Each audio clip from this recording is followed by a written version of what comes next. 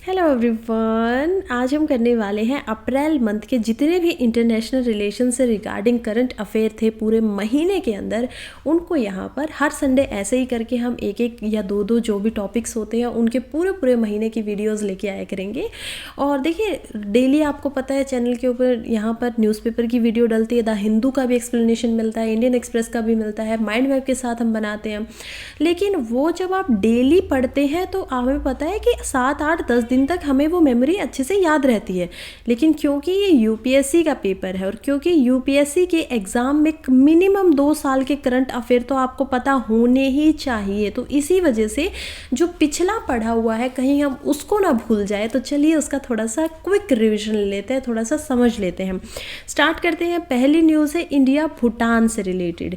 क्या न्यूज़ थी? देखिए, अप्रैल के महीने में भूटान के जो किंग हैं वो इंडिया के अंदर आते हैं। क्यों आते हैं इंडिया के अंदर? ताकि जो हमारे बायलैटरल रिलेशन है, बीआर जो होंगे आगे, समझ जाइएगा, बायलैटरल रिलेशंस यानी दो कंट्रीज़ के आपस में जो संबंध हैं उनको और ज़्यादा यहाँ पर स्ट्रेंथन किया जा सके, मजबूत बनाया जा सके। अब हम देख लेते हैं कि भूटान की लोकेशन है कहाँ। ये आप इंडिया का यहाँ पर मैप देख पा रहे हो और इंडिया के इस मैप में इधर नेपाल आप देख पाएंगे जो कि इंडिया के सिक्किम जो स्टेट है हमारे उसके साथ टेरिटरी मिला रहा है, और उसी की दूसरी तरफ, उसी की ईस्ट वर्ड आप देख पाएंगे भूटान लोकेटेड है।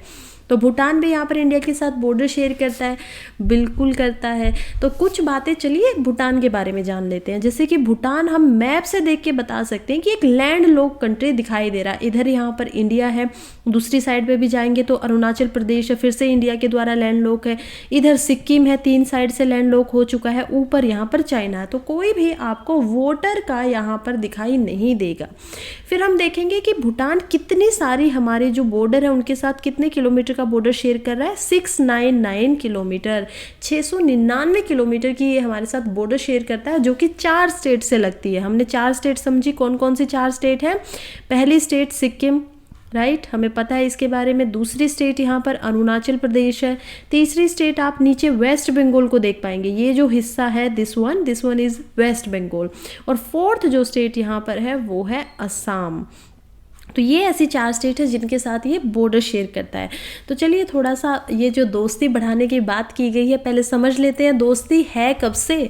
तो जो दोस्ती है वो शुरू होती है 1949 के अंदर। इंडिया और जो भूटान है वो ट्रीटी ऑफ फ्रेंडशिप यहाँ पर साइन करते हैं। उसके बाद बात आगे बढ़ती है, 1968 आता है और कंट्री में पहली बार कोई डिप्लोमेटिक रिलेशन यहाँ पर एस्टैब्लिश किए जाते हैं, बनाए जाते हैं। फिर 1972 के अंदर पहला यहाँ पर ट्रेड एंड ट्रांजिट का अग्रीमेंट होता है। और 2007 में हम देखेंगे कि ये जो ट्रीटी थी, ट्रीटी ऑफ फ्रेंडशिप जो साइन की गई थी, उसको रिवाइज कर दिया जाता है। उसमें कोई और यहाँ पर प्रोपोनेंट को यहाँ पर जोड़ा गया होगा अकॉर्डिंग टू सिचुएशन के, जो भी हमें चाहिए था। फिर 2018 की बात है कि 50 साल पूरे हो गए थे जो हमारे डिप्लोमेटिक टाइज यहाँ पर थी, उसका सेलिब्रेशन इंडिया में किया जाता है। और अब क्योंकि 2024 आ चुका है तो हम समझ सकते हैं कि यहाँ पर 6 साल आप और जोड़ दीजिए, तो ऑलमोस्ट 56 ईयर इस साल यहाँ पर हो जाएंगे ये दोनों देशों के संबंधों को। नेक्स्ट हम देखेंगे what is the importance of Bhutan for India. देखिए, इंडिया के लिए भूटान क्यों जरूरी हो जाता है? इंडिया एक बहुत बड़ा देश है, भूटान एक छोटा देश है, तो उसके लिए इंडिया इंपॉर्टेंट हो ये समझ में आता है। लेकिन वाई द रीज़न क्या है यहाँ पर कि भूटान इंडिया के लिए भी इम्पोर्टेंट हो जाता है? तो चलिए इसको मैंने कैटेगराइज किया है 4 भागों में। पहला भाग से शुरुआत करते हैं जो कि बात कर रहा है जियो स्ट्रेटेजिक इंपॉर्टेंस की।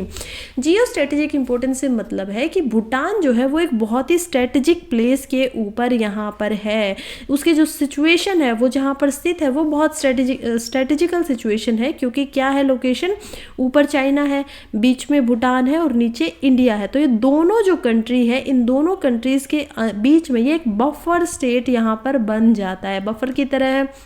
अब अगर ये चाइना के साथ ज़्यादा अच्छा हो जाता है तो इंडिया के लिए इट्स नेगेटिव पॉइंट, राइट। अगर ये इंडिया के साथ ज़्यादा अच्छा हो जाता है तो चाइना के लिए नेगेटिव पॉइंट है। तो इसी वजह से स्ट्रेटेजिकली हमें ये इम्पोर्टेंट बन जाता है। क्यों इम्पोर्टेंट बन जाता है?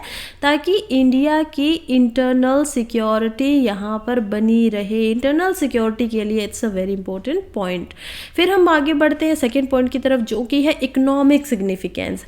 भूटान जो है वो बहुत ही ज़्यादा यहाँ पर अबेंडेंट है हाइड्रो पावर इलेक्ट्रिसिटी बनाने के लिए। हाइड्रो पावर कैसे बनती है? पानी से। हाइड्रो मतलब पानी। तो हाइड्रो पावर यहाँ पर ज़्यादा बन सकती है भूटान में, क्योंकि शिवालिक के ऊपर आप देख पाएंगे जो लोअर हिमालयाज़ हमारे होते हैं, लोअर हिमालयाज़, वहाँ पर ये स्थित है। और ये ऐसी लोकेशन है जहाँ पर बहुत सारे दर्रे हैं, जहाँ पर बहुत सारे वाटरफॉल है, जिसमें अगर आप उसका इस्तेमाल ढंग से करेंगे तो बहुत सारी हाइड्रो पावर यहाँ पर बन सकती है। इसी वजह से इंडिया के लिए एक इम्पोर्टेंट ये बन जाता है कि या तो ये हमें परमिशन दे दे कि हम अपने खुद की, हमारी जो कंपनीज है वो वहाँ पर जाए प्लांट करें और उनको कुछ रेंट प्रोवाइड करते रहें, या फिर ये खुद बनाए और हम लोगों को क्या कर दे, यहाँ पर हम लोगों को बेच दे। तो ये इंडिया के लिए दोनों ही तरीके से इंपॉर्टेंट हो जाता है, क्योंकि इंडिया के अंदर बहुत ही ज़्यादा एनर्जी की डिमांड रहती है, राइट। हम इस बात से तो कोई भी अनजान नहीं है, एनर्जी बहुत चाहिए इंडिया को, तो उसके लिए ये इंपॉर्टेंट हो जाता है। थर्ड हम देखते हैं एनवायरमेंट कोऑपरेशन। देखिए, जब बात होती है शेयर्ड हिमालयन इकोसिस्टम की, क्योंकि दोनों ही कंट्रीज़ के पास हिमालयन इकोसिस्टम है, तो ये शेयर करते हैं तो उसकी कंजर्वेशन भी करनी पड़ती है, उसको बचाना भी होता है। तो इसीलिए दोनों कंट्रीज़ एक साथ मिलकर कंजर्वेशन का यहाँ पर काम करते हैं। उसके अलावा जो क्लाइमेट चेंज के खिलाफ यहाँ पर फाइट है, किसके खिलाफ फाइट है? क्लाइमेट चेंज, उस पर भी यहाँ पर ध्यान दिया जाता है, काम किया जाता है बहुत ही अच्छे तरीके से। एंड फोर्थ पॉइंट पर हम बढ़ेंगे तो देखेंगे जो कि है रीजनल इंटीग्रेशन का। देखिए, जो इंडिया एंड भूटान का रिश्ता है ना, वो ग्रेटर रीजनल कोऑपरेशन के अंदर भी आ जाता है, क्योंकि दोनों ही कंट्री यहाँ पर या तो सार्क की मेंबर है या फिर बिम्स यहाँ पर टेक की भी मेंबर है। तो बिम्सटेक जो आपकी कोऑपरेशन है, रीजनल कोऑपरेशन, तो दोनों ही कंट्रीज़ में मेंबर है और दोनों ही आपस में मिलकर साझा जो बेनिफिट है उसको लेना चाहती हैं। फिर हम देखते हैं कि विजिट हुई थी, हमने देखा, लेकिन उस विजिट के आउटकम्स क्या क्या आए थे। सबसे पहला आउटकम है सपोर्ट टू भूटान। क्या हुआ है कि भूटान को इंडिया की तरफ से additional stand by credit facility दे दी गई है। अब ये इकोनॉमी की टर्म है, तो हमें पता होना चाहिए कि स्टैंड बाय क्रेडिट फैसिलिटी क्या है। नहीं भी पता है तो it's okay, I am here to tell. Stand by credit facility का मतलब होता है एक छोटा लोन, शॉर्ट टर्म का लोन, जब किसी छोटी इकोनॉमी को, कोई ऐसी कंट्री है जिसकी इकोनॉमी बहुत ज़्यादा नहीं है और उनको कुछ समय के लिए लोन चाहिए है, तो उस शॉर्ट टर्म लोन को यहाँ पर बोला जाता है स्टैंड बाय क्रेडिट फैसिलिटी। अब ये जो हमने पहले भूटान को ये दिया हुआ था, तो उसके आने के बाद, किंग के यहाँ पर आने के बाद, स्टैंड बाय क्रेडिट को यहाँ पर 5 साल के लिए बढ़ा दिया गया है कि 5 साल बाद आप हमें पैसा दीजिएगा, अभी आपको देने की वापस ज़रूरत नहीं है। इसके अलावा यहाँ पर डिजिटल इंफ्रास्ट्रक्चर में इंडिया मदद कर रहा है। इंडिया ने एक थर्ड इंटरनेशनल गेटवे बनाने की यहाँ पर बात की है भूटान के लिए, तो ये भी यहाँ पर एक इम्पोर्टेंट पॉइंट हो जाता है भूटान के लिए। उसके अलावा भी जैसे कि इंटरनेशनल गेटवे, सिर्फ जो फैसिलिटी की हम बात करें, वो सिर्फ इंटरफेस के लिए काम नहीं होगा, यानी कि वो सेंड एंड रिसीव तो करेगा ही इलेक्ट्रॉनिक कम्युनिकेशन को, जैसे कि वॉइस होता है, डाटा होता है, मल्टीमीडिया इमेजेस होंगी, वीडियोज़ होंगी, दोनों कंट्री के डोमेस्टिक नेटवर्क फैसिलिटीज़ के साथ ही एक दूसरे के साथ ये कर सकते हैं। यानी आप यहाँ पर बैठकर भूटान में आराम से आपका जो जियो का सिम है या एनी अदर कंपनी सिम, उसके इंटरनेट को यूज़ करके आराम से आप उसी की कॉलिंग फैसिलिटी को यूज़ करके भूटान में किसी के पास कॉल लगा सकते हैं। तो ये फैसिलिटी काफ़ी है। उसके अलावा हम देखेंगे कि आपको उसी की सिम नहीं चाहिए होगी वहाँ की। नेक्स्ट यहाँ पर होता है integration of Bhutan's drunk research and education network. तो ड्रन ये यहाँ पर फुल फॉर्म बनेगी, जो कि ये आपके आ सकती है प्रीलिम्स के अंदर भी। तो ये क्या है? ये है आपका भूटान का drunk research and educational network, जो कि इंडिया के साथ, इंडिया की नेशनल नॉलेज नेटवर्क के साथ मिल जाएगा और मिल के ये दोनों कोऑपरेट करेंगे और ई लर्निंग के अंदर दोनों कंट्रीज़ के साथ जो भी साझा किया जा रहा है, जो भी यहाँ पर नॉलेज होगी वो साझा की जाएगी, ताकि जो दोनों देशों के सिटीजन्स हैं उनको इससे फ़ायदा हो सके। नेक्स्ट हमने पीछे देखा कि हाइड्रो पावर यहाँ पर बहुत ज़्यादा इंपॉर्टेंट की रोल निभाता है। तो डिस्कशन हुए हैं हाइड्रो इलेक्ट्रिक पावर प्लांट्स के भूटान के अंदर, जैसे कि कुछ पावर प्लांट्स पे बात हुई है, जैसे कि चुक्का नाम का यहाँ पर एक पावर प्लांट है। उसके अलावा बासोछू यहाँ पे एक प्लांट है। तो इन सभी प्लांट्स पे ऐसे और भी प्लांट्स हैं जो उनके ऊपर यहाँ पर बात की गई है। और एक संकोच प्रोजेक्ट की यहाँ पर बात हो रही है जो कि इंडिया की तरफ से यहाँ पर भूटान में देखा जाता है हाइड्रो पावर बनाने के लिए। नेक्स्ट हम देखते हैं जो कि है सिक्योरिटी पॉइंट ऑफ व्यू। देखिए यहाँ पर एक फर्स्ट इंटीग्रेटेड चेक पोस्ट बनाया जा रहा है जयगांव के अंदर। जयगांव कहाँ पर है? जयगांव वेस्ट बंगाल और भूटान के बीच का ये विलेज है। तो दोनों कंट्रीज के बीच में जयगांव है और वहीं पे एक सिक्योरिटी पॉइंट बनाया जा रहा है जो कि दोनों देशों का ही होगा। इंटीग्रेटेड ये होने वाला है कि दोनों देशों के सिक्योरिटी यहाँ पर मैन रह सकते हैं। तो ये सिक्योरिटी पॉइंट ऑफ व्यू से अच्छी बात है। इसके बाद यहाँ पर कनेक्टिविटी की बात की गई है कि देखिए जो एक्सपेंडिड किया गया है खोखा रजम असम गेलोपुर रेल लिंक। देखिए ये अभी आपका प्रीलिम्स में भी इम्पोर्टेंट हो जाता है। क्या ये है खोखा झार? ये कहाँ पर है खोखा झार? असम के अंदर। तो असम से यहाँ पर हम देख पाएंगे कि एक गेलुपू नाम की रेल जो होगी, रेल का लिंक लगाया गया जो कि यहाँ पर भूटान में है। इस रेल के लिंक को बनाया जाएगा, इसको बनाया जाएगा ताकि ये जो दोनों कंट्रीज के सिटीजन है वो रेल से यहाँ पर एक दूसरे के पास पहुँच सके। नेक्स्ट हम देखते हैं कि और क्या क्या यहाँ पर कॉपरेशन की जा रही है। तो एरियाज क्या क्या है कॉपरेशन के? पहला एरिया हम ऑब्वियसली समझ चुके हैं, हाइड्रो पावर इज इम्पोर्टेंट। तो म्यूचुअली बेनिफिशियल है हाइड्रो पावर कॉपरेशन भूटान और इंडिया के लिए, दोनों के लिए, क्योंकि दोनों की ही जो इकोनॉमिक कॉपरेशन होगी उसके लिए ये फायदेमंद रहेगा। नेक्स्ट यहाँ पर ट्रेड की बात करें तो ट्रेड इंपॉर्टेंट हो जाता है। इंडिया भूटान का लार्जेस्ट ट्रेडिंग पार्टनर है क्योंकि इंडिया का जो भूटान है वो इंडिया के साथ $1422 मिलियन का ट्रेड यहाँ पर कर चुका है 2020-21 में। और इंडिया का लार्जेस्ट पार्टनर कौन है? यूएसए। तो इंडिया का जो सबसे बड़ा पार्टनर है वो यूएसए है और यहाँ पर भूटान का जो लार्जेस्ट पार्टनर है वो यहाँ पर इंडिया है।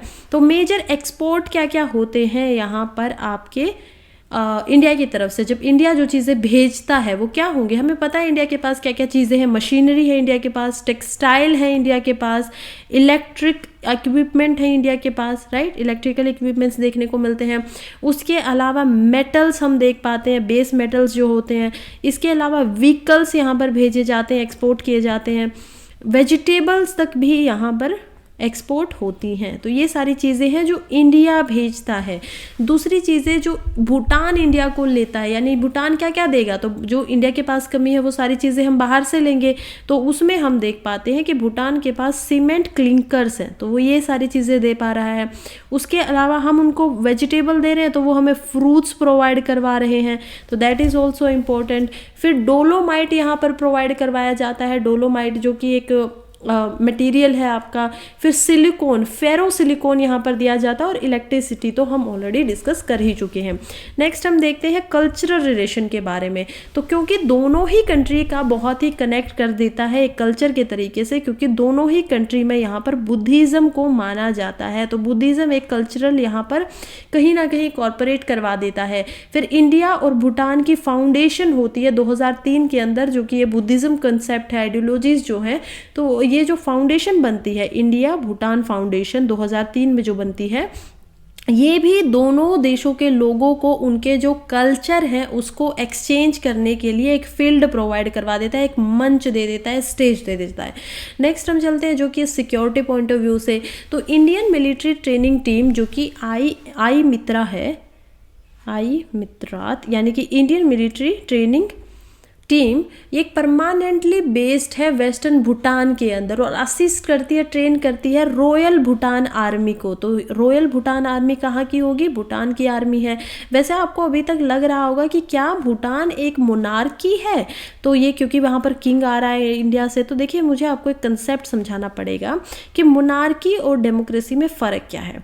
सबसे पहले यस, भूटान एक मोनार्की होता था, 2008 के मार्च तक भूटान एक मोनार्की होता था।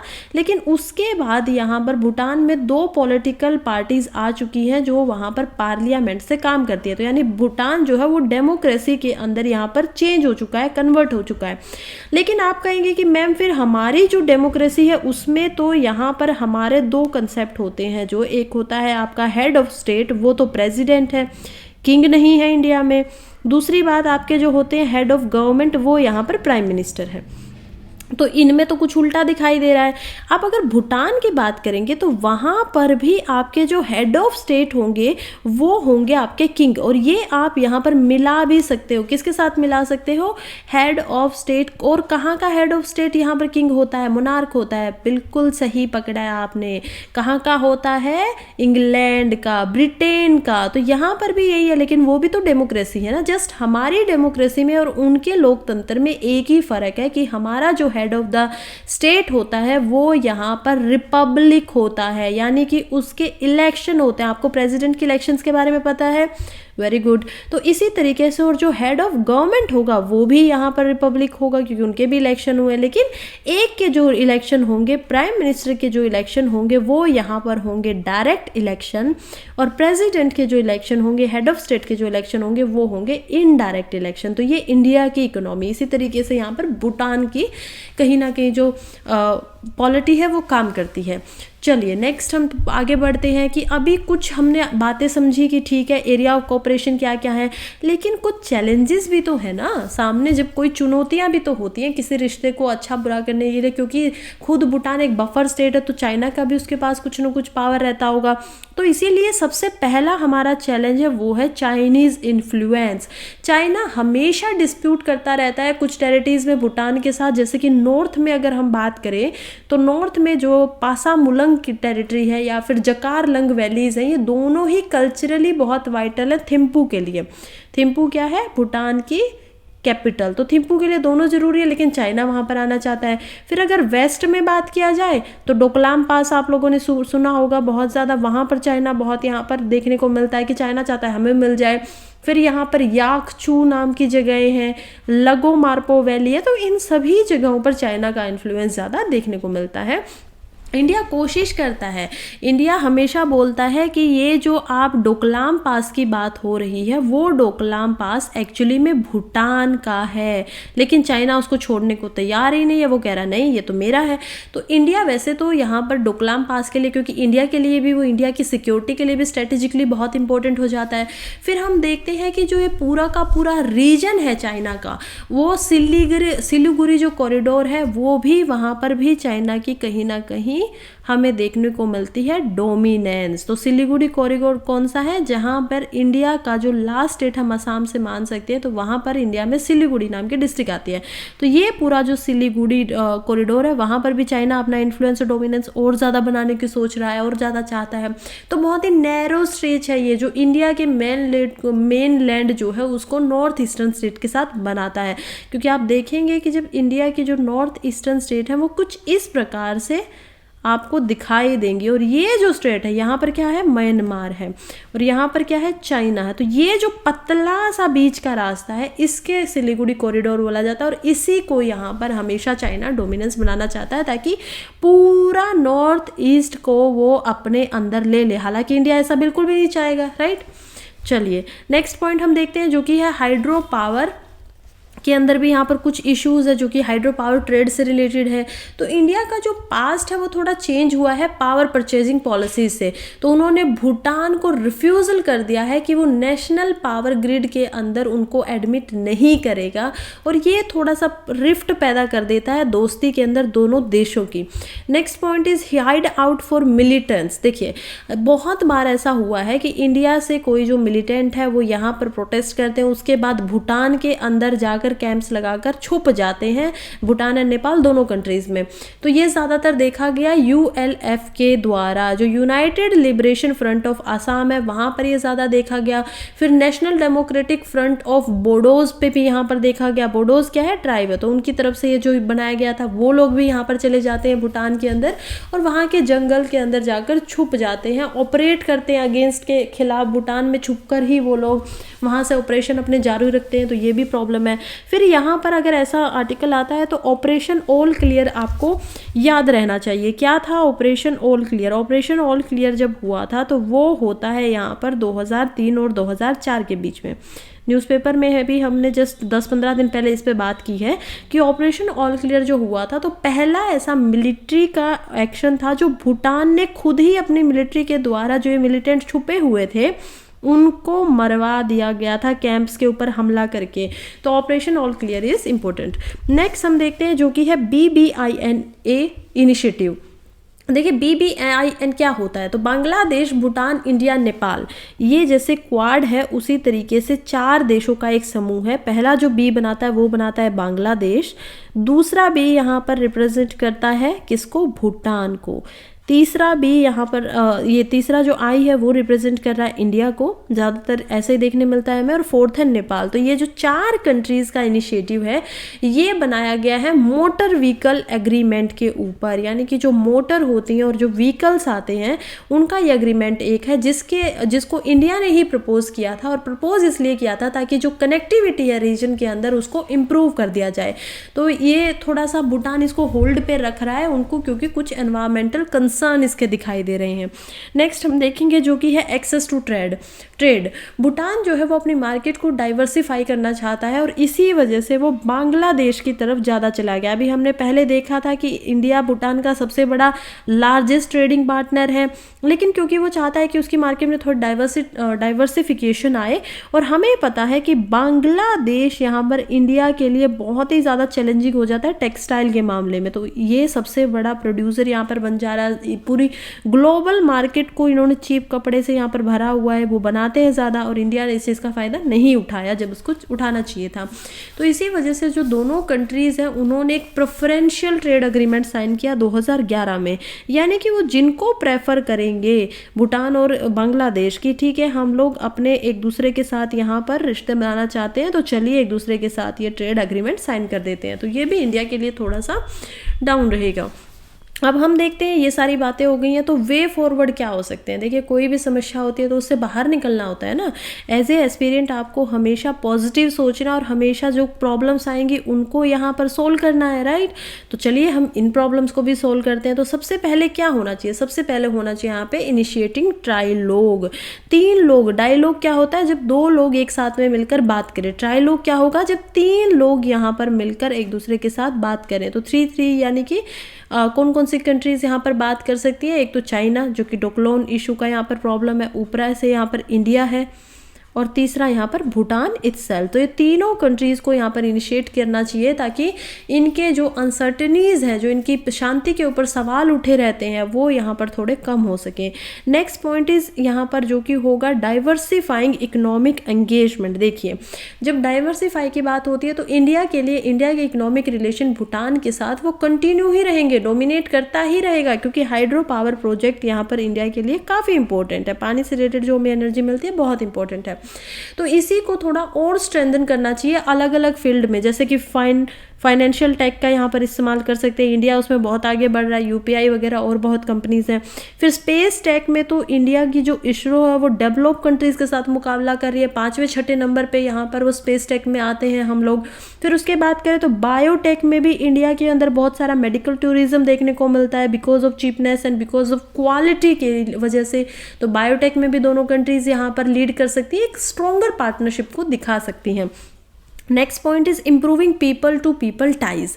देखिए जो यहाँ पर क्या हो सकता है कि सॉफ्ट पावर डिप्लोमेसी का भी इस्तेमाल हो सकता है। क्या होती है सॉफ्ट पावर डिप्लोमेसी, यानी कि आप क्या कर रहे हो, किसी पे हमला नहीं कर रहे हो, मतलब सॉफ्ट पावर की तरह अपने कल्चर की वजह से आप किसी का दिल जीत रहे हो, आप किसी को अपने आप को पसंद करवा रहे हो। तो ये ज़्यादातर हम एग्जाम्पल इसमें साउथ कोरिया का ले सकते हैं। के पॉप आप लोगों ने सुना होगा, बहुत फेमस है ये जो पॉप के पॉप आर्मी है, इनकी ऐसा कुछ भी बनाते हैं, फॉलोइंग इंडिया में बहुत ही ज़्यादा है। तो इनका कारण क्या है, ये होता है अपने कल्चर को एक मुकाम पर लेकर जाना, जैसे बॉलीवुड भी अपने लेके गया है कभी किसी समय में। तो ये क्या है, सॉफ्ट पावर है कि लोग इससे एंगेज कर पाते हैं, लोग आपसे रिलेट कर पाते हैं। और हमारे लिए एक ये जो सॉफ्ट पावर का काम यहाँ पर कर सकता है वो कर सकता है बुद्धिज़्म, क्योंकि दोनों ही कंट्री बुद्धिज़्म में भरोसा रखते हैं। और जो आपका बुद्धिज़्म है, जो हमारे जिनको यहाँ पर इतना ज़्यादा बुद्धा जी को माना जाता है, उनका जन्म एज अ सिद्धार्थ यहाँ पर होता है नेपाल के अंदर, ठीक है। लुम्बिनी का जो आपका फॉरेस्ट था, वो लुम्बिनी का फॉरेस्ट कहाँ था, भूटान के अंदर था। तो राइट, तो ये सब कुछ जब ये देखने को हमें मिलता है तो यहाँ पे कहीं ना कहीं उनके साथ रिश्ते और ज़्यादा पावरफुल बनाए जा सकते हैं। फिर सिक्योरिटी मेजर्स की बात होती है, जैसे कि कंटेक्ट पॉइंट्स पे यहाँ पे बनाने की बात की गई है कि हम जेल गांव के अंदर एक इंटीग्रेटेड यहाँ पर सिक्योरिटी चेक बनाएंगे। उसी तरीके से दोनों कंट्रीज़ यहाँ पर मैकेनिज्म बना सकती हैं रियल टाइमिंग शेयरिंग का। देखिए हमारी तरफ से बहुत सारी सैटेलाइट हमारे पास है, तो अगर कुछ ऐसा बन जाए जिसमें रियल टाइमिंग शेयरिंग का यहाँ पर काम हो सकता हो तो ये तो बहुत अच्छा है दोनों कंट्रीज़ के लिए। तो इन्फॉर्मेशन को शेयर किया जा सकता है, चाहे वो क्रिमिनल्स मैटर्स पे किया जा सकता है। इसके अलावा कैपेसिटी बिल्डिंग की जा सकती है, स्किल डेवलपमेंट की जा सकती है लॉ इन्फोर्समेंट में, जैसे पर्सनल माइनिंग वगैरह जो हो रही है, चेक पोस्ट वगैरह पे ध्यान रखा जा सकता है बॉर्डर के। फिर एक स्टैंडर्ड ऑपरेशन प्रोसीजर बनाया जा सकता है। क्या बनाया जा सकता है? SOP यहाँ पर बन सकता है, जो कि दोनों ही कंट्री में काम करेगा इंडो भूटान बॉर्डर के ऊपर। चलिए नेक्स्ट हम खबर की तरफ अब बढ़ते हैं, जो कि है इंडिया लैटिन अमेरिका। तो ये बहुत सारी कंट्रीज़ के आप यहाँ पर फ्लैग देख पा रहे हैं। तो आप पूछेंगे कि मैम लैटिन अमेरिका कौन सी जगह है, तो इसी में से इतने सारी कंट्रीज़ के फ्लैग क्यों हैं?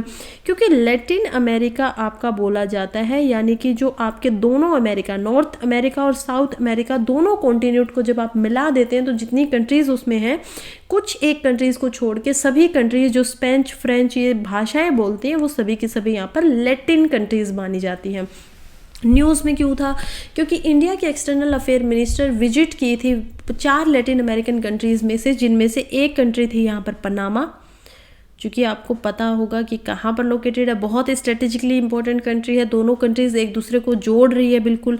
दूसरी यहाँ पर है गुआना, जो कि आपके साउथ अमेरिका के अंदर है।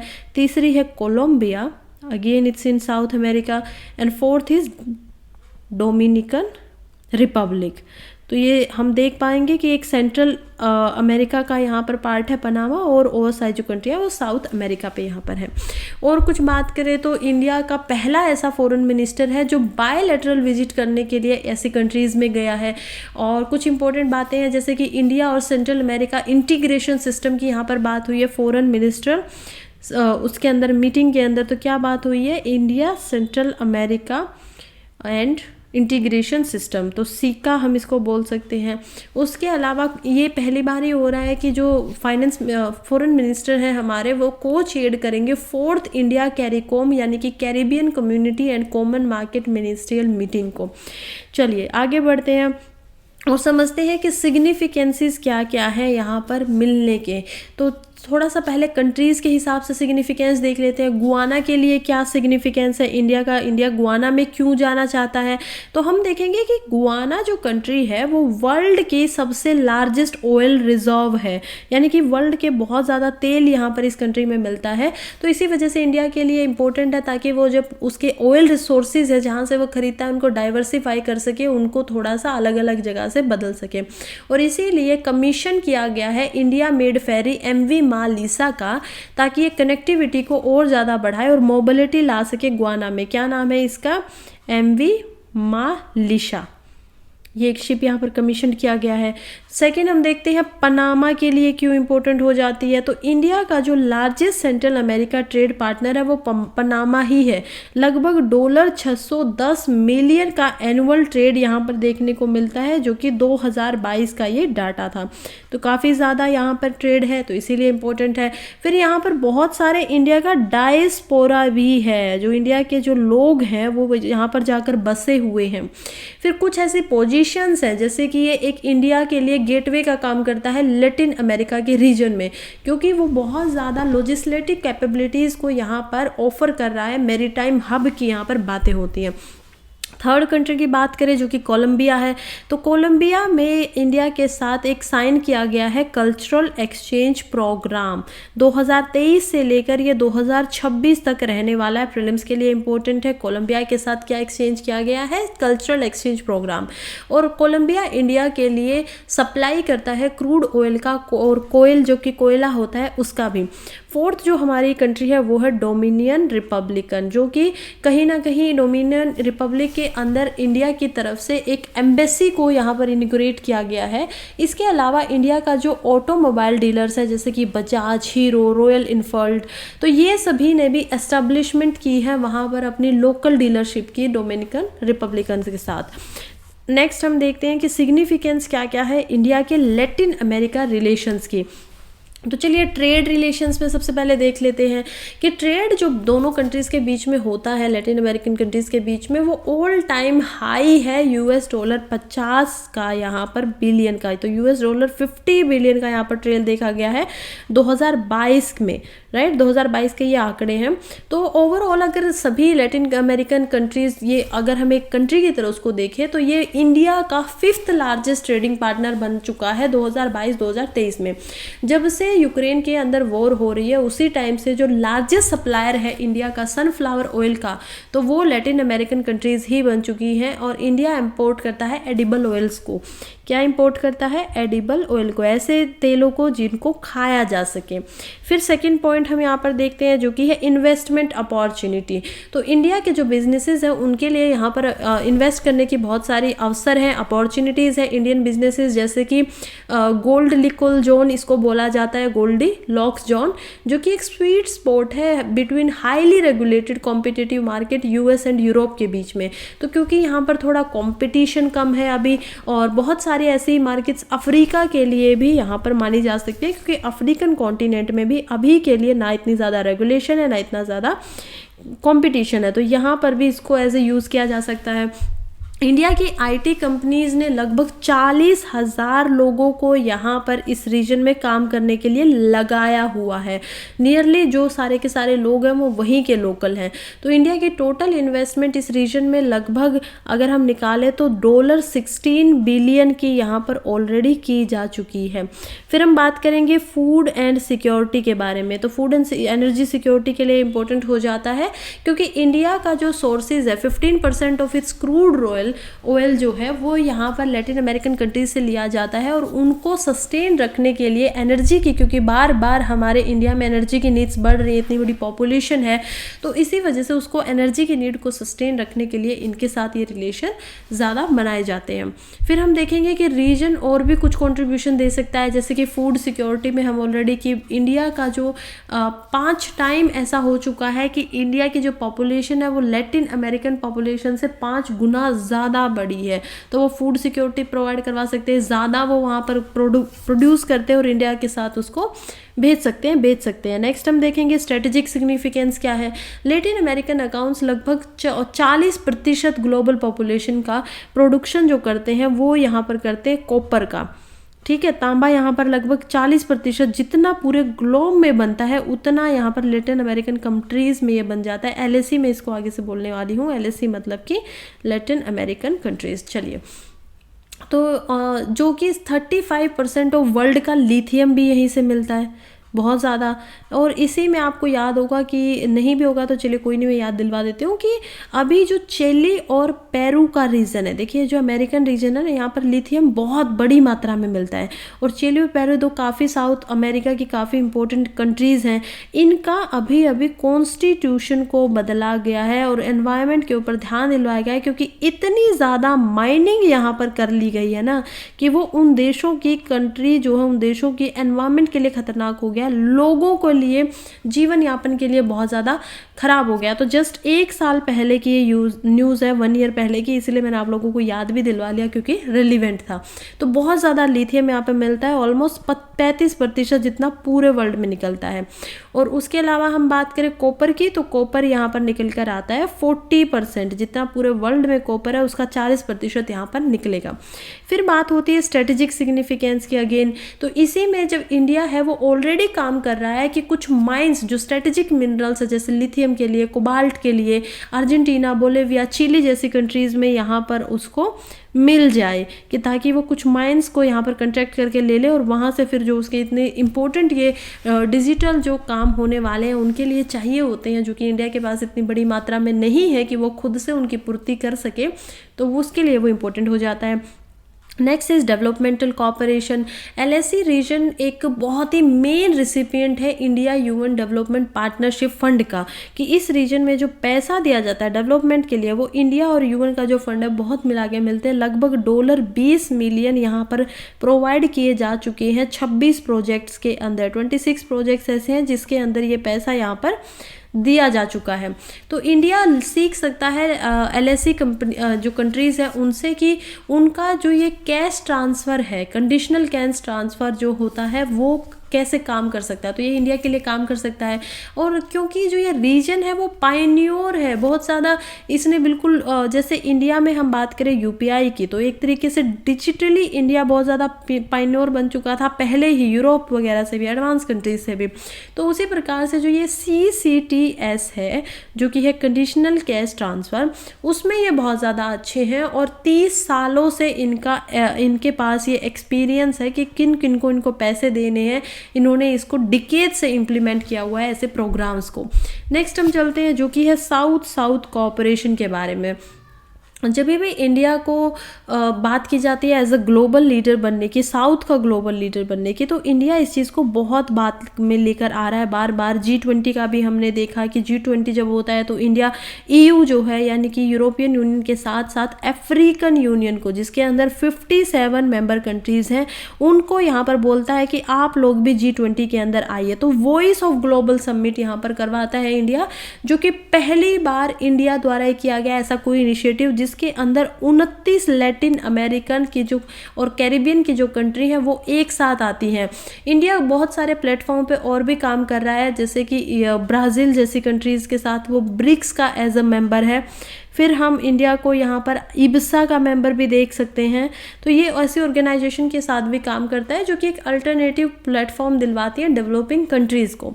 फिर हम देखते हैं पीपल टू पीपल रिलेशंस की बात की जा रही है कि इंडिया की फ़िलोसफी, इंडिया का योगा, इंडिया की जो टीचिंग है गांधी जी की, वो एक बहुत ही इम्प्रिंट छोड़ती हैं, बहुत ही प्यारा तरीके से हमारे माइंड को दिखाते हैं बहुत सारे लेटिनोज़ को इन रीजन के अंदर। तो बहुत सारे ऐसे लैटिन अमेरिकन हैं जो बहुत वेल वर्स्ड हैं, उनको रविंद्रनाथ टैगोर की जो कविताएं थी वो सारी चीज़ें उनको याद हैं, जिन्होंने 2 महीने अर्जेंटीना में 1924 के अंदर बिताए थे। तो बहुत सारे ऐसे लेटिनोज़ हैं जो उनको पसंद करते हैं। अब हमने अच्छाई की बात की है तो अब हमें कुछ चैलेंजेस भी देखने पड़ेंगे, उनके बिना कैसे कोई भी टॉपिक ख़त्म हो सकता है। तो चैलेंजेस में यहाँ पर सबसे पहला चैलेंज है lack of mechanism to engage region as a whole. India अभी तक ये जो फॉर्मुलेट कर रहा है, मैकेनिज्म को बना रहा है डील करने के लिए लैटिन अमेरिकन रीजन्स के साथ में, वो अभी तक पूरा नहीं कर पाया है। और उसके कुछ देशों के साथ बहुत अच्छे संबंध है, जैसे कि ब्राज़ील के साथ अच्छे संबंध है, ब्रिक्स के साथ है। फिर हम मेक्सिको के साथ भी कुछ ऐसा ही देख पाएंगे, राइट, मेक्सिको कंट्री है। फिर चिले के साथ भी ऐसा ही कुछ है। लेकिन जो अदर कंट्रीज़ हैं उनके साथ इतने अच्छे संबंध नहीं है, या फिर उनके साथ कोई पॉलिटिकल संबंध है ही नहीं।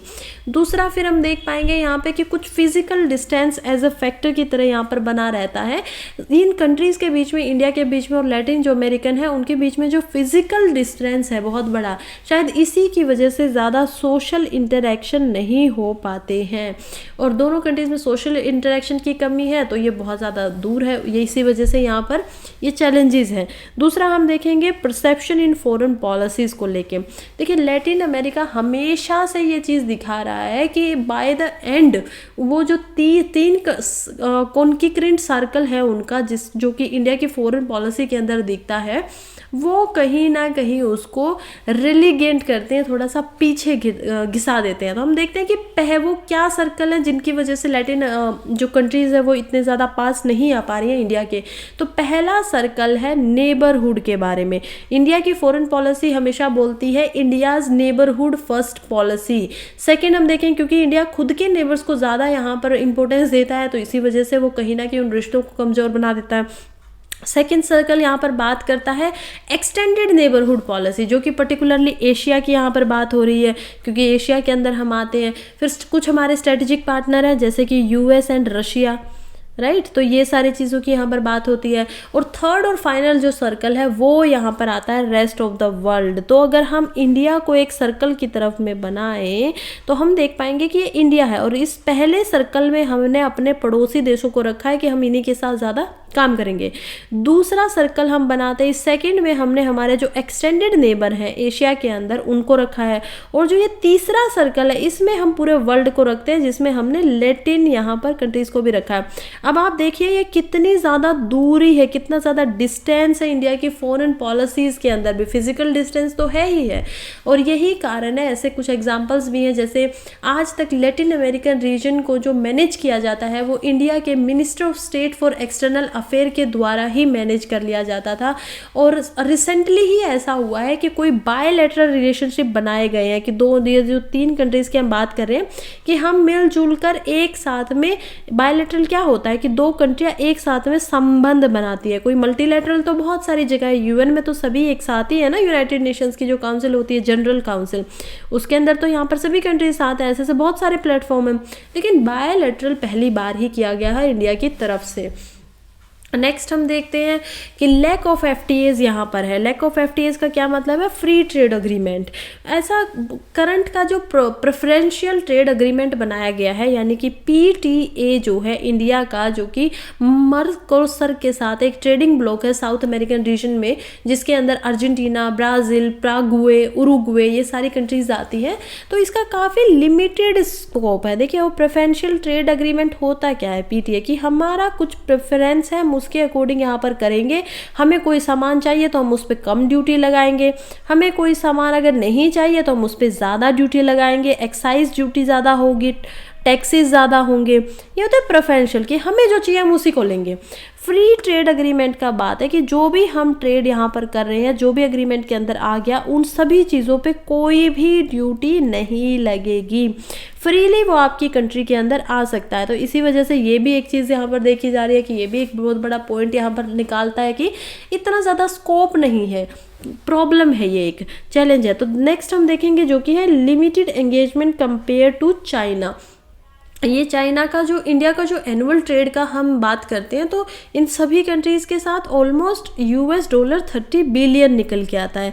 लेकिन यहीं पे अगर हम बात करें चाइना की, तो चाइना का ये जो ट्रेड है वो यहाँ पर, ये जो इंडिया का 30 से 50 बिलियन है, चाइना का यहाँ पर 400 बिलियन है 2022 का आंकड़ा। तो कितने ज़्यादा गुना ये है, लगभग 10 गुना ज़्यादा। तो लगभग यहाँ पे 3 मिलियन चाइनीज डायस्पोरा भी लैटिन अमेरिकन रीजन्स में रहता है, जबकि इंडिया के जो लोग हैं वो 30,000 ही हैं। दोनों कंट्रीज़ में बहुत ज़्यादा लोग हैं, पीपल यहाँ पर रहते हैं, राइट। इंडिया अभी कुछ ही सालों में ऐसा, बल्कि 2023 में ही ऐसा हो चुका है कि एंड में ही इंडिया जो है वो चाइना को सरपास कर चुका है, ऐसा यूनाइटेड नेशंस का भी मानना है। वर्ल्ड की सबसे ज़्यादा पॉपुलेशन कहाँ है? चाइना में है। लेकिन इसका इतना होते हुए भी जब चाइनीज़ से यहाँ पर 30 लाख लोग एक जगह पर जा सकते हैं, वहीं इंडिया से सिर्फ 30,000 में ये आंकड़ा दिखाई दे रहा है। तो बहुत ज़्यादा कमी है। फिर हम बात करेंगे कि वे फॉरवर्ड क्या क्या हो सकते हैं। तो सबसे पहले तो एक लैटिन अमेरिकन पॉलिसी फ्रेम करनी पड़ेगी, जो कॉम्प्रिहेंसिव एंगेजमेंट की बात हो रही है, ताकि अलग अलग सेक्टर्स में यहाँ पर एंगेजमेंट किया जा सके। दूसरा यहाँ पर होगा कि जो करंट पीटीएज वगैरह है उनको अपग्रेड करना पड़ेगा, पीटीएज को चेंज करके अगर हो सके तो एफटीएज में बनाना पड़ेगा, क्योंकि जो प्रॉब्लम है उन्हीं के सॉल्यूशन है, तो ये करवाना पड़ेगा। नए जो एफटीएज है उनको साइन करना चाहिए, कॉम्प्रिहेंसिव ट्रेड अग्रीमेंट बनाना चाहिए अदर कंट्रीज के साथ जो भी इस रीजन में है। लास्ट में हम देखेंगे कि कुछ कल्चरल जो सिविलाइजेशन लिंकेज है उनको इन्हेंस करना होगा, बढ़ाना होगा। कैसे बढ़ाया जा सकता है? एकेडमिक इंस्टीट्यूशन के हिसाब से, जो एकेडमिक यहाँ पे इंस्टीट्यूशन है, जैसे कि यूनिवर्सिटीज़ को वहाँ पर खोला जा सकता है, स्कूल बनाए जा सकते हैं, उनके लिए यहाँ पर स्टूडेंट एक्सचेंज प्रोग्राम बना सकते हैं। ये कैसे है? जैसे कि ऑस्ट्रेलिया के साथ अभी हुआ था। ऑस्ट्रेलिया में क्या किया है कि दोनों कंट्रीज़ का यहाँ पर एक चीज़ देखने को मिले कि इंडिया और ऑस्ट्रेलिया में जो कुछ टीवी शोज हैं वो दोनों एक साथ रियल टाइम पर चल सकते हैं, ताकि इंडियन डायस्पोरा वहाँ पर फेमस हो। दूसरी बात, जो डिग्री आपने इंडिया की यूनिवर्सिटी से की है और जो डिग्री की डिमांड एक पर्टिकुलर लेवल पर ऑस्ट्रेलिया में किसी कंपनी को या किसी गवर्नमेंट चीज़ के लिए चाहिए होती है, तो वो इंडिया से की गई डिग्री को भी यहाँ पर मान्यता दी जाएगी। तो ये सारी चीज़ें हैं जिनसे इंडिया की और जो सेंट्रल एशियन कंट्रीज़ यहाँ पर, नॉर्थ एशियन या अमेरिकन कंट्रीज़ जो है, इनके साथ और ज़्यादा बढ़ाया जा सकता है। सिविलाइजेशनल स्ट्रेंथ के ऊपर ज़्यादा ध्यान देने की ज़रूरत है। डेमोक्रेटिक गवर्नेंस, जो कि लगभग सभी लैटिन अमेरिकन कंट्रीज़ में वो खुद को आइडेंटिफाई करते हैं लोकतंत्र से, वो इंडिया दिखा सकता है कि देखो मैं तो वर्ल्ड की लार्जेस्ट डेमोक्रेसी हूँ और चाइना के पास ऐसा नहीं है, राइट। तो इंडिया कहीं ना कहीं वर्ल्ड की लार्जेस्ट डेमोक्रेसी, और इस चीज़ से भी हम लोग, क्योंकि हमारे कॉमन कुछ पॉइंट्स यहाँ पर निकल कर आ रहे हैं, तो उससे फ़ायदा बना सकते हैं। चलिए नेक्स्ट हम बात करने वाले हैं इंडिया ईरान आर्मेनिया ट्राइलेटरल के बारे में। देखिए ये जो 3 कंट्रीज़ है कैसे ये एक साथ मिल गई है। ये मॉस्को की आप कैपिटल देख ले, यहाँ पर आती हैं बाकू और अजर अस्ताखान पे मिलती है, फिर ईरान के तेहरान में ये मिलती है, उसके बाद यहाँ पर जाकरान चाहबार पोर्ट, और उसके बाद इंडिया का मुंबई पोर्ट। तो ये एक कहीं ना कहीं ट्रेड का अग्रीमेंट हो रहा है। देखिए इंडिया ईरान और आर्मेनिया जो है वो एक राउंड ऑफ पॉलिटिकल कंसल्टेशन में अभी थे, जो कि यरवेन में हुआ है, और वो फ्यूचर मीटिंग्स के लिए इस ट्राइलेटरल फॉर्मेट पे अग्री हो गए हैं कि वो फ्यूचर में इसके ऊपर मीटिंग करने वाले हैं। क्या क्या हाइलाइट्स हैं? सबसे पहला तो ये इस प्रकार की सबसे पहली मीटिंग है। 3 साइड यहाँ पर डिस्कस करने वाली है इकोनॉमिक इश्यूज को, रीजनल कम्युनिकेशन चैलेंजेस को। रीजनल कम्युनिकेशन चैलेंजेस क्या क्या होते हैं कि आप क्या करेंगे, हमारे सामान को कहीं पर जाने दीजिए, कम्युनिकेशन होने दीजिए, तो ये सारी चीज़ों का यहाँ पर काम किया जा रहा है। उसके बाद यहाँ पर डीपन किया जा रहा है कल्चर को, और पीपल से, लोगों का जो लोगों से कंटेक्ट है उसके ऊपर भी यहाँ पर पहली बार मीटिंग में इस तरीके से बात हुई है। चलिए आगे बढ़ते हैं और देखते हैं कि इसकी सिग्निफिकेंस क्या है, जो ट्राइलेटरल हो रहा है इसके लिए क्या सिग्निफिकेंस है। सबसे पहले रिविटुअलाइज द INST। देखिए क्या है, जो यूक्रेनियन कॉन्फ्लिक्ट हुआ था उसके बाद में जियोपॉलिटिक्स जो है वो तो चेंज हो रहा है, हम लोगों को सबको पता चला था। अप्रैल के अंदर ये बात हो रही है, तब तक इजराइल और गाजा की वार नहीं थी।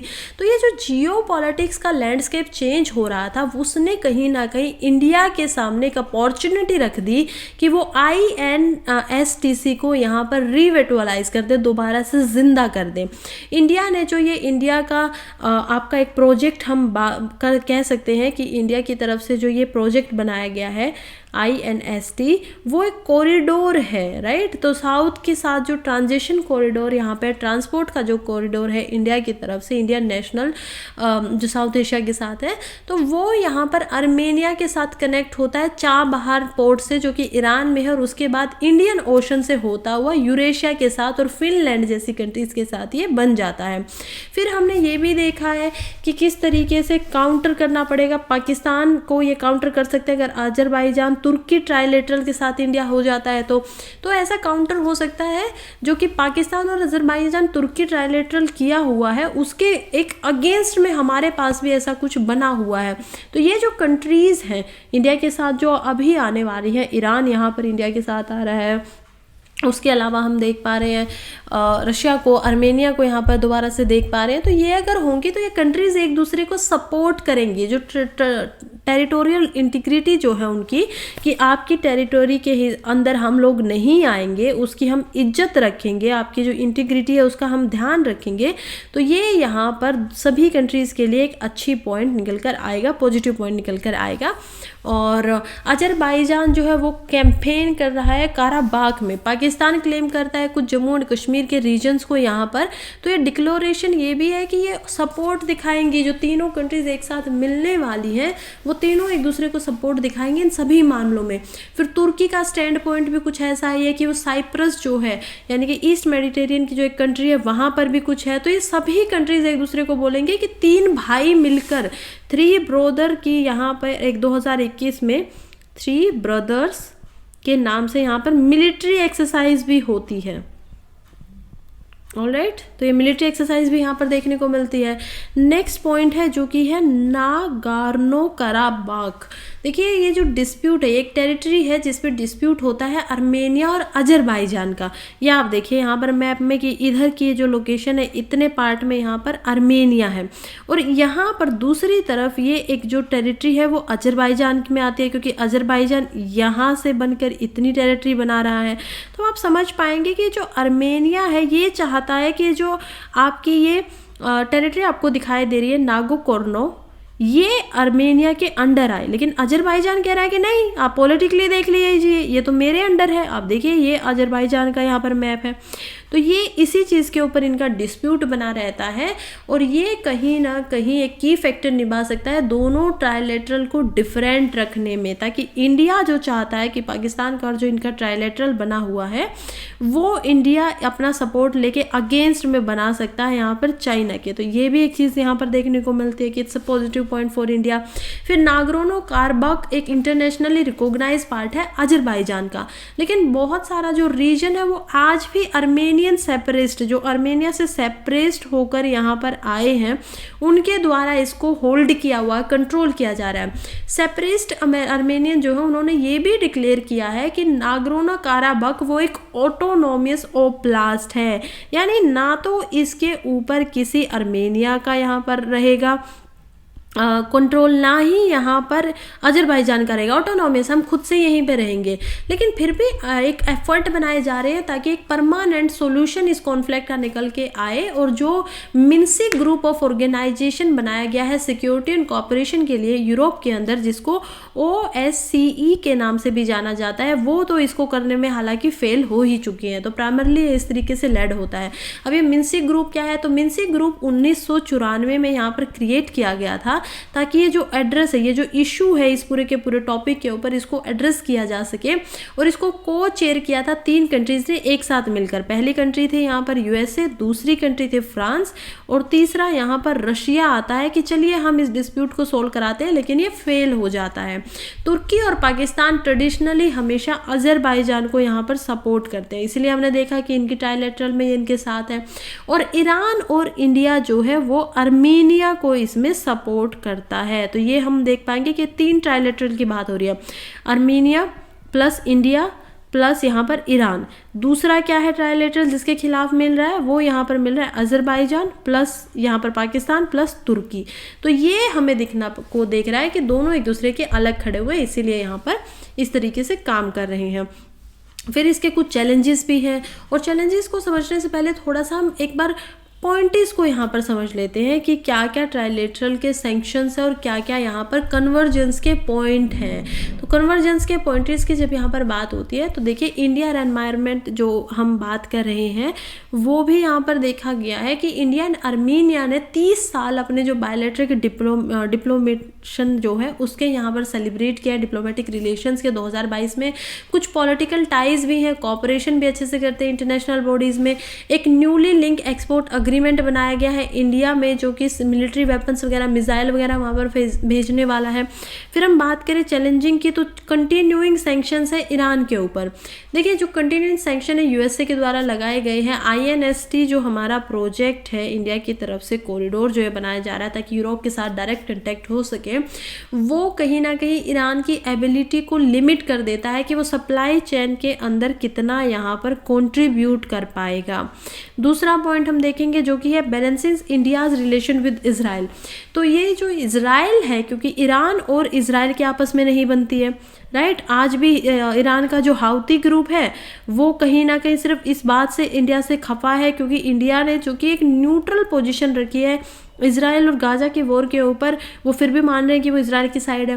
तो ये भी एक प्रॉब्लमेटिक सिचुएशन यहाँ पर है। तो इसी वजह से इजराइल के साथ जो क्लोजनेस यहाँ पर है इंडिया की, वो कहीं ना कहीं बैलेंस करना बहुत मुश्किल हो जाता है जब ईरान के साथ क्लोजनेस लाएंगे, क्योंकि 2 दुश्मन है और आप दोनों दुश्मन के दोस्त हो, ये तो थोड़ा मुश्किल हो जाएगा ना। नेक्स्ट हम देखते हैं जो कि है वोलेटाइल अर्मेनियाज अजरबैजान बॉर्डर। तो कोई परमानेंट सोल्यूशन इनका नहीं, ये भी एक समस्या है। लास्ट में यहाँ पर लिंकिंग की बात की जा रही है इंस्टेक्स के। तो यूरोपियन मार्केट और रशिया के बीच में तो थोड़ा डिफिकल्ट होगा क्योंकि अभी के लिए पहले यूक्रेन कॉन्फ्लिक्ट चल रहा था और अभी यहाँ पर इजराइल एंड गाजा का कॉन्फ्लिक्ट चल रहा है। तो ये भी यहाँ पर देखा जा सकता है। चलिए नेक्स्ट हम चलते हैं कि अभी इसका कंक्लूजन क्या हो सकता है, अभी क्या किया जाए आगे। तो ये जो ट्राइलेटरल टर्म्स हैं जिसमें कि ईरान, इंडिया, अर्मेनिया जो है वो ज़्यादा फोकस करने वाले हैं ट्रेड के ऊपर, खासकर जो कि पर्शियन गल्फ, ब्लैक सी ट्रेड जो होने वाला है रूट, वो इंडिया के गुड्स को शिप करेगा वेस्ट में। और यही रीजनल कोऑपरेशन जो है वो स्ट्रेंथन करेगी एशियन एंड यूरेशियन रीजन्स के जो भी वर्ल्ड में यहाँ पर है। नेक्स्ट हम आगे बढ़ते हैं कि पॉइंट ऑफ कन्वर्जेंस ये ऑलरेडी डिस्कस हो चुका है। नेक्स्ट हमारा जो इम्पोर्टेंट आर्टिकल है वो यहाँ पर बात कर रहा है CPTPPP की। तो ये क्या है? Comprehensive and progressive agreement for trans pacific partnership. News में क्यों है? क्योंकि रिसेंटली यूनाइटेड किंगडम एक अग्री हो गया है कि वो भी यहाँ पर CPTPP को ज्वाइन करेगा, और ये पहला ऐसा न्यू मेंबर बनने वाला है जो कि यूरोप के अंदर है और वो CPTPP को ज्वाइन करने वाला है। तो देख लेते हैं कि comprehensive and progressive agreement actually में है क्या। ट्रांस पैसिफिक पार्टनरशिप की ये बात कर रहा है, तो पैसिफिक यानी कि ये बात करेगा। और हमें पता है कि अगर मैं आपको यहाँ पर दोबारा बनाते हैं, this is our north America का मैप। यहाँ पे हम नीचे जाएंगे तो साउथ अमेरिका का मैप आता है। इधर हम आएंगे तो यहाँ पर हम यूरोप को देख पाएंगे, एशिया को देख पाएंगे नीचे आकर, राइट। और इधर हमारा है जो कि है, ये क्या है आपका अफ्रीकन कॉन्टिनेंट। तो यहाँ पर इंडिया भी दिखेगा आपको। नीचे हम ऑस्ट्रेलिया को देख पाएंगे। तो ये जो आपका सी है यहाँ पर, ये कौन सा सी होता है? अटलांटिक सी यहाँ पर दिखाई देगा। और यहाँ का जो रीजन है, ये जो सी है, और यहाँ का जो रीजन है ये पैसिफिक है।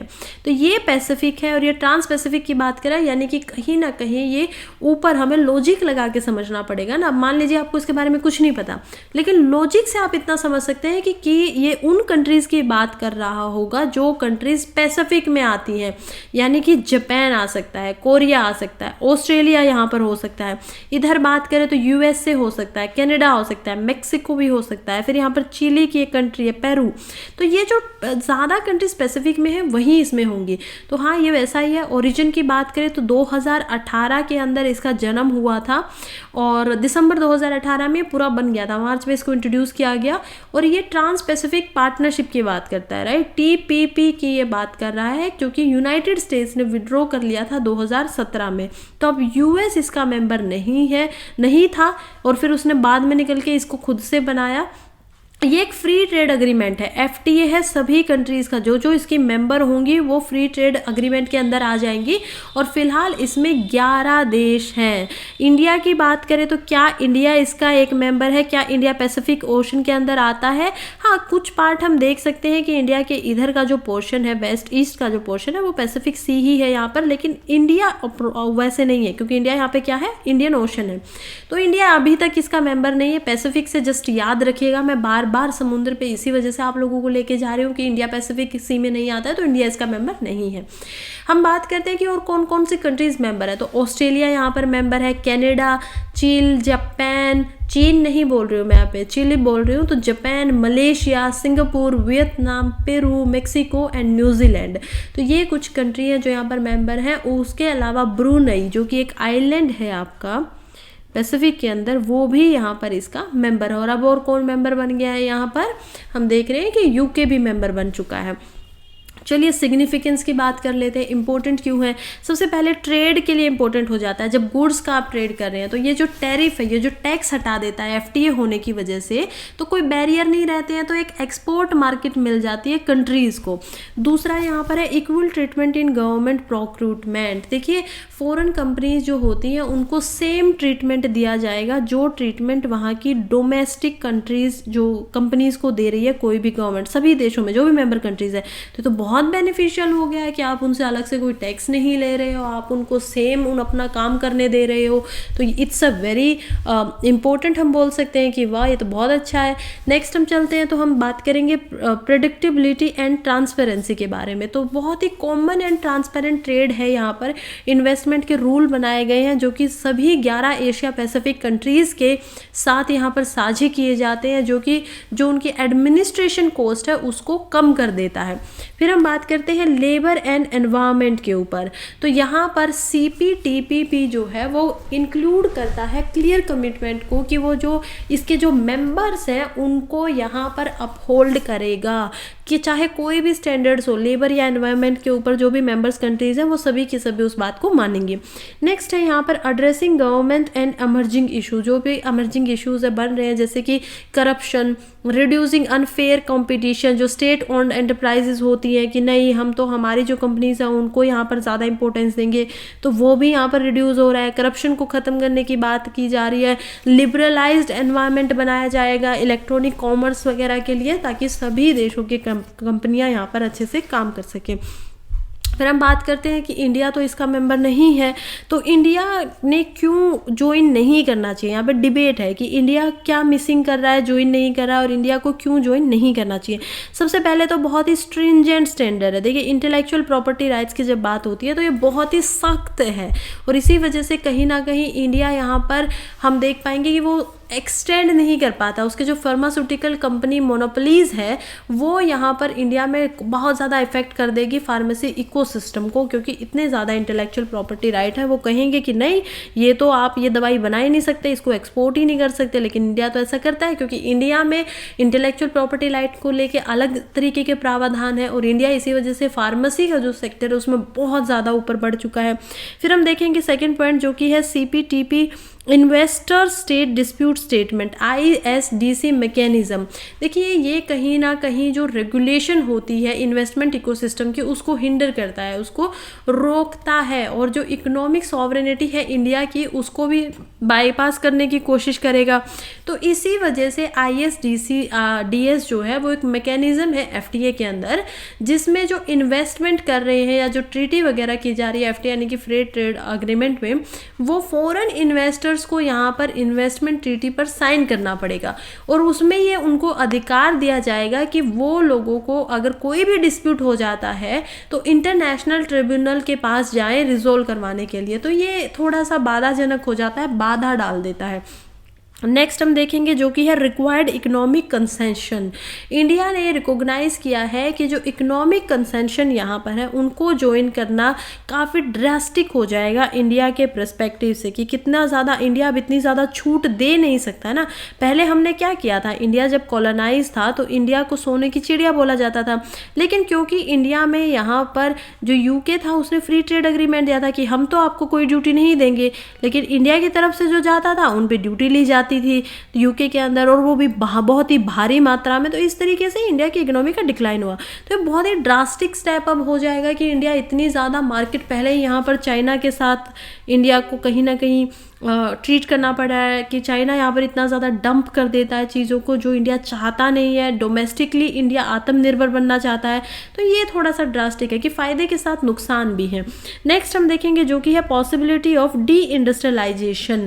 देखिए फिर से देखिए इंडिया की अगर बात करते हैं पास्ट की, तो हमें पता है कि इंडिया ने एग्रीकल्चर से डायरेक्ट, एग्रीकल्चर के पास क्या आना चाहिए, इंडस्ट्रियलाइजेशन आना चाहिए, उसके बाद क्या आनी चाहिए, सर्विसेज आनी चाहिए। लेकिन इंडिया का इतिहास कुछ अलग है। इंडिया एग्रीकल्चर से डायरेक्ट जंप लगा देता है सर्विसेज के ऊपर, और इंडस्ट्रियलाइजेशन पहले ब्रिटिशर्स की वजह से इंडिया में नहीं हो पाता है। और कहीं अभी ऐसा ना हो जाए कि अब इंडिया खुद का इंडस्ट्रियलाइजेशन करना चाहता है और कर रहा है, उस दिशा में आगे बढ़ रहा है, तो कहीं खुद ही इंडिया इन जो ये रूल्स बने जाएंगे मार्केट एक्सेस के गुड्स के ऊपर, तो ये सीवियर चैलेंज ना ला दे इंडिया की खुद की मैन्युफैक्चरिंग सेक्टर में। और अगर ऐसा हो जाएगा तो इंडिया का जो इंडस्ट्रियल सेक्टर है वो लॉन्ग टर्म में, शॉर्ट टर्म में तो शायद उसको फ़ायदा हो, लेकिन अगर आप लॉन्ग टर्म देखेंगे, आगे का लंबा सोचेंगे, तो ये नुकसानदायक यहाँ पर महसूस होगा। नेक्स्ट हम देखते हैं जो कि है what is India missing by not joining CPTPP। देखिए कॉम्पिटिटिवनेस है एक तो, क्योंकि यहाँ पर जो टैरिफ है वो घट जाते हैं, तो इस वजह से इंडिया का जो एक्सपोर्ट होगा वो लेस एक्सपेंसिव हो जाएगा, काफ़ी चीप हो जाएगा पार्टनर कंट्रीज़ के मुकाबले में। तो इंडिया का सामान ज़्यादा यहाँ पर ख़रीदा जाएगा। उसके अलावा एक नई मार्केट मिलेगी, नए क्लाइंट मिलेंगे, न्यू प्रोफेशनल एक्सेस होगा अलग अलग मार्केट में, इंडो पैसिफिक रीजन के अंदर, जैसे जापान में जा सकते हैं, मलेशिया के अंदर, चिली के अंदर। तो इंडिया इस तरीके से एक नई पहचान बना सकता है मार्केट में। नेक्स्ट हम देखेंगे कि मार्केट ट्रांसपेरेंसी है, स्टेबिलिटी भी है, क्योंकि CPTPP जो है वो इंडिया को सर्विसेज ऑफर करेगी सप्लायर्स को, क्योंकि उनको ज़्यादा प्रोटेक्शन मिलेगा, ज़्यादा प्रेडिक्टेबिलिटी होगी, उनको पता होगा कि ये सामान मैं लेके जाऊँगा तो मुझे इस पर कितना बेनिफिट वहाँ पे होने वाला है। ट्रांसपेरेंसी ज़्यादा है, सब चीज़ें बिल्कुल फेयर है जो भी बिजनेस हो रहा है पार्टनर मार्केट्स के बीच में, तो इट्स फ़ायदा होगा। नेक्स्ट हम देखेंगे जो कि है exclusive from the global value chain, GVCS, the rules of origin नाम से, रो के नाम से यहाँ पर आप देखेंगे रूल्स ऑफ ओरिजिन, जो कि अंडर CPTPP के अंदर आते हैं। तो उसमें क्योंकि जहाँ से भी आप बने हो उससे कोई फ़र्क नहीं पड़ता, आपका टैरिफ बहुत ज़्यादा कम हो गया है, तो ये नए GVCs को क्रिएट करने में कहीं ना कहीं हेल्प करेगा, नई ग्लोबल वैल्यू चेन बनाने में यहाँ पर हेल्प करेगा कि अलग अलग आप यहाँ पे भी जा रहे हो चिली के साथ, आप यहाँ पे जापान के साथ भी एक वैल्यू चेन बना रहे हो अपनी, आप ऑस्ट्रेलिया के साथ भी बना रहे हो, तो ये सारी चीज़ें यहाँ पर दिखाई देंगी, जो कि अगर इंडिया इसको कहीं ना कहीं ज्वाइन नहीं करता है तो इसको ये डिक्रीज़ कर देता है इंडिया के पर्सपेक्टिव से। तो ये दो चीज़ें हैं कि इंडिया को क्यों करना चाहिए और इंडिया को क्यों नहीं करना चाहिए इसको। फिर हम देखते हैं कि रीजनल कॉम्प्रिहेंसिव इकोनॉमिक पार्टनरशिप से किस तरह से CPTPP कैसे अलग है, ऐसा सवाल आना चाहिए। तो जो रीजनल कॉम्प्रिहेंसिव इकोनॉमिक पार्टनरशिप की हम जब बात करते हैं तो ये 15 कंट्रीज़ ऐसी हैं जो एशिया पैसिफिक के रीजन्स के अंदर आती हैं, जो पहले से था है इंडिया एशिया पैसिफिक, राइट। तो इसमें 15 कंट्री यहाँ पर मेंबर थी और CPTPP जो है इसके अंदर यहाँ पर 11 कंट्रीज मेंबर हैं। फिर हम बात करेंगे साइज़ की कि ये ग्लोबल GDP का लगभग 31% यहाँ पर साइज़ है, इकोनॉमीज़ यहाँ पर है। लेकिन जब CPPP की बात होती है तो ये ओनली 13.5% ही GDP यहाँ पर शेयर कर पाता है। डोमेन में ऑलमोस्ट इनकी रिक्वायरमेंट बिल्कुल सेम है क्योंकि कॉम्प्रिहेंसिव एक दूसरे जैसे हैं और काफ़ी जो डिसिप्लिन है वो यहाँ पर देखा जाता है लेबर को लेके। तो ये सारी चीज़ें हमें, और कुछ इसमें सवाल दिखाई नहीं देते हैं।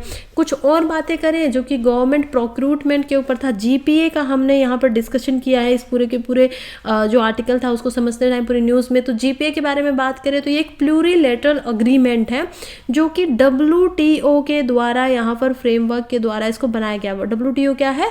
World trade organisation. तो अग्रीमेंट बाइंडिंग है सभी मेंबर्स के ऊपर। अब एम क्या है इसका? ताकि ओपन गवर्नमेंट यहाँ पर मिल सके मार्केट्स को अलग अलग पार्टीज़ के अंदर। एडमिनिस्ट्रेशन कौन करता है? GPA को एडमिनिस्टर करा जाता है कमिटी ऑन गवर्नमेंट प्रोक्रूटमेंट के द्वारा। मेंबर इसमें 11 हैं, 48 WTO के सभी मेंबर्स हैं, WTO में 48 मेंबर सभी हैं, और कुछ यूरोपियन यूनियन के अंदर मेंबर है। कितने यूरोपियन यूनियन के अंदर मेंबर है? 27 कंट्री। और आपकी अफ्रीकन यूनियन के अंदर कितने हैं? 57 कंट्री। UN के जनरल काउंसिल में कितने हैं? 197 कंट्री। तो इन ये ऐसी ऐसी जगह से सभी इंटरनेशनल जो है वो इसमें एज अ वन पार्टी की तरह काउंट किए जाते हैं। अनदर जो 36 WTO के मेंबर हैं या ऑब्जर्वर भी यहाँ पर देखने को मिलते हैं, और इंडिया यहाँ पर भी कोई एक परमानेंट मेंबर है नहीं। तो GPA जो है उसका इंडिया मेंबर तो नहीं है लेकिन अभी ऑब्जर्वर है। क्यों ऑब्जर्व कर रहा हूं मैं देखता हूं यहां पर रहकर कि मुझे मेंबर अभी बनना है या नहीं बनना है। तो ये इंडिया की सिचुएशन है। चलिए आगे बढ़ते हैं, नेक्स्ट खबर की तरफ चलते हैं जो कि यहाँ पर बात कर रही है international fund of agriculture development. देखिए नाम से समझ में आ रहा है क्या फंड है ये? इंटरनेशनल फंड है एग्रीकल्चर को विकास करने के लिए। अभी एक लिंकेज किया गया है, IFAD और जापान ने इसकी अनाउंस की है कि ये दोनों मिलकर, IFAD प्लस जापान दोनों मिलकर प्राइवेट सेक्टर को बढ़ाने के लिए स्मॉल स्केल के प्रोड्यूसर जो इनिशिएटिव है एल्प के नाम से वो इंडिया में यहाँ पर देंगे। एम क्या है कि जो स्मॉल स्केल प्रोड्यूसर है या लोकल फूड सिस्टम है जो सभी के सभी वर्ल्ड में, उसको ज़्यादा रिसेलिएंट बनाया जा सके और साथ में एक साथ उसका विकास किया जा सके। तो इंडिया में भी आएगा, हाँ आएगा। ऑब्जेक्टिव क्या है ELPS का? कि वो इन्वेस्टमेंट ज़्यादा से ज़्यादा यहाँ पर गियर करे और एग्रीकल्चर की प्रोडक्टिविटी को बढ़ाए, इनकम जो है फार्मर्स की उसको यहाँ पर बढ़ाया जा सके, लाइवलीहुड काम जो करते हैं लोग उसको भी यहाँ पर डेवलपिंग कंट्रीज़ में उनकी मदद की जा सके ताकि वो अच्छे से अपना काम करें। फिर हम देखेंगे कि जो स्मॉल स्केल फूड प्रोड्यूसर होते हैं, छोटे स्तर पर जो खाना बनाते हैं, तो वो प्राइवेट सेक्टर के साथ पार्टनर थोड़ा कम होते हैं। इसी वजह से यहाँ पर प्राइवेट सेक्टर कंपनीज़ को बोला गया है कि वो यहाँ पर जाकर इनके साथ पार्टनर बने और वो यहाँ पर सस्टेनेबल एग्रीकल्चर को बनाए और रिसेलिएंट फूड सिस्टम हो सके पूरे वर्ल्ड वाइड। फाइनेंस कौन कर रहा है? अभी मैंने आपको बताया कि फाइनेंस यहाँ पर international fund of agriculture development किया जा रहा है। अप्रोक्सीमेटली 2 मिलियन का इनिशिएटिव ये लिया गया है, जो कि $2 बिलियन है। और कौन कर रहा है इतना ज़्यादा? जापान यहाँ पर कर रहा है, पहले ही मैंने आपको बताया। फिर सिग्निफिकेंस क्या है? स्मॉल स्केल फार्मर्स ताकि ग्लोबल फूड सिक्योरिटी को यहाँ पर बना सके और उनकी इनकम भी यहाँ पर बढ़ सके, ये इसकी सिग्निफिकेंस है, काम आएगा। और ये लगभग ये छोटे जो फार्मर्स होते हैं ना, जिनके पास ज़्यादा खेत नहीं है, या हम मानते हैं कि काफ़ी कम इनके पास लैंड होता है प्रोड्यूस करने के लिए उनका, ये वर्ल्ड का 1/3 फूड प्रोड्यूस करते हैं, 1/3 खाना यही बनाते हैं। तो इसीलिए ग्लोबल फूड सिक्योरिटी लेकर आ सकता है। फिर और IFAD के बारे में बात करें कि ये है क्या, तो हमें समझ में आता है कि ये बनता है 1977 में, 1977 में इसको as a international financial institution बनाया जाता है और स्पेशलाइज एजेंसी की तरह ये काम करता है। फिर हम बोलेंगे कि इसका हेडक्वार्टर कहाँ पर है, तो इसका हेडक्वार्टर है रोम के अंदर, जो कि इटली में है, राइट। तो इटली के अंदर इसका रोम नामक जगह पर इसका हेडक्वार्टर है। एम इसका है कि ये जो रूरल इकोनॉमीज़ है और फूड सिस्टम है उसको ट्रांसफॉर्म कर दे। बिल्कुल देखिए, अभी हम न्यूज़पेपर करते थे, न्यूज़पेपर में मैंने आप लोगों को बताया क्लाइमेट चेंज फंड बनाया गया, वल्नरेबिलिटी फंड ये था, क्योंकि कब बना है ये? COP28 में।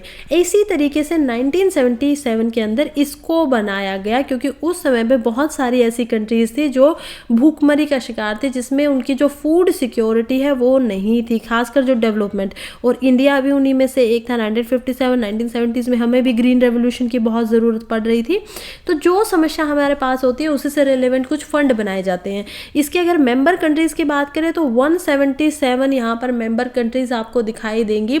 और ये कोई भी जो भी मेंबर यूनाइटेड नेशन में है, पीछे मैंने कितना बताया, यूनाइटेड नेशन में 197 मेंबर कंट्रीज़ है। इंडिया मेंबर है, obviously India is a member. तो इंडिया तो बल्कि उसके सिक्योरिटी काउंसिल का मेंबर बनना चाहता है, जो कि 7 फेमस जो आपने वीटो पावर सुनी होंगी वो इसमें आती हैं। तो ये 177 है, और जो भी यूएन के मेंबर हैं उनके लिए इसकी मेंबरशिप ओपन है। नियरली 100 ऐसे वॉलंटरली मेंबर हैं जो इसको फंड करते हैं, उनके ऊपर कोई दबाव नहीं है, खुद ही वो इसको करना चाहते हैं और फाइनेंशियल कंट्रीब्यूशन देखा जाता है। फिर हम देखते हैं कि इसका ऑर्गेनाइजेशन का स्ट्रक्चर क्या है। देखिए, इसको जो हेड करता है वो इसका एक प्रेसिडेंट हेड करता है, और उसको 4 साल के लिए ही यहाँ पर प्रेसिडेंट बना रखा जाता है। फिर मेन गवर्निंग बॉडी करें तो इसमें 2 काउंसिल है। पहली जो काउंसिल है वो होगी governing council for all member country, जो कि हर साल यहाँ पर मिलती है। दूसरी यहाँ पर जो काउंसिल होती है वो होती है एग्जीक्यूटिव बॉडी, यानी कि जो इसका सारा काम संभालती है। और ये जो एग्जीक्यूटिव बॉडी होती है ये यहाँ पर 1 साल में मिलती है 3 बार। ये कब मिल रहे हैं? साल में बस 1 ही बार मिलना होता है जनरल काउंसिल को। तो ये इस तरीके से काम करती है। पार्टनरशिप एजेंसीज क्या है इसकी? IFAD जो है वो सिस्टमेटिकली पार्टनरशिप रखती है यूएन की अलग अलग एजेंसीज के साथ, जैसे कि फूड एंड एग्रीकल्चर ऑर्गेनाइजेशन यहाँ पर देखी जा सकती है, FAO के साथ ये पार्टनरशिप है। फिर वर्ल्ड फूड प्रोग्राम जो है यूनाइटेड नेशंस का, उसमें भी ये पार्टनरशिप निभाती है। इसके अलावा ये financial and technical support provide करवाते हैं वर्ल्ड फूड सिक्योरिटी को भी, कि हम आपको पैसा देंगे, आप वर्ल्ड की फूड की सिक्योरिटी करिए। फिर CFS यहाँ पर देखा जाता है, जो कि वर्ल्ड फूड सिक्योरिटी है, वो 1974 में एस्टैब्लिश हुआ था ताकि वर्ल्ड के अंदर फूड सिक्योरिटी हो सके और सभी को न्यूट्रिशन मिल सके, पोषण भी मिल सके खाने के साथ साथ। इंडिया में प्रॉब्लम बहुत देखी गई है, क्योंकि हमने सिर्फ फूड सिक्योरिटी के ऊपर इनिशियली ज़्यादा ध्यान दिया था, और आज जाकर इंडिया न्यूट्रिशन की सिक्योरिटी पर भी काम कर रहा है, क्योंकि इंडिया के बहुत सारे जो लोग हैं वो कहीं ना कहीं न्यूट्रिशन की कमी उनमें देखी जाती है, पर्टिकुलरली फीमेल्स। नेक्स्ट हम चलते हैं, जो कि बात करें इंडिया के पर्सपेक्टिव से। हमेशा आप कभी भी इंटरनेशनल कोई भी न्यूज़ पढ़ते हैं तो उसमें इंडिया का पर्सपेक्टिव एक बार ज़रूर रखिए कि उसमें इंडिया का क्या रोल है।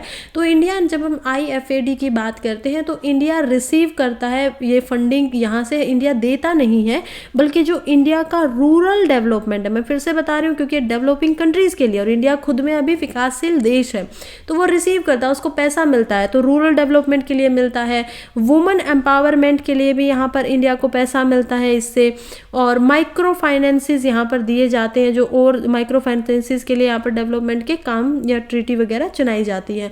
तो 1979 से ही इंडिया लगभग यहाँ पर 27 प्रोजेक्ट के लिए पैसा ले चुका है, और इंडिया कंट्रीब्यूट भी करता है कुछ रिसोर्सेज के अंदर जो इंडिया के पास हैं।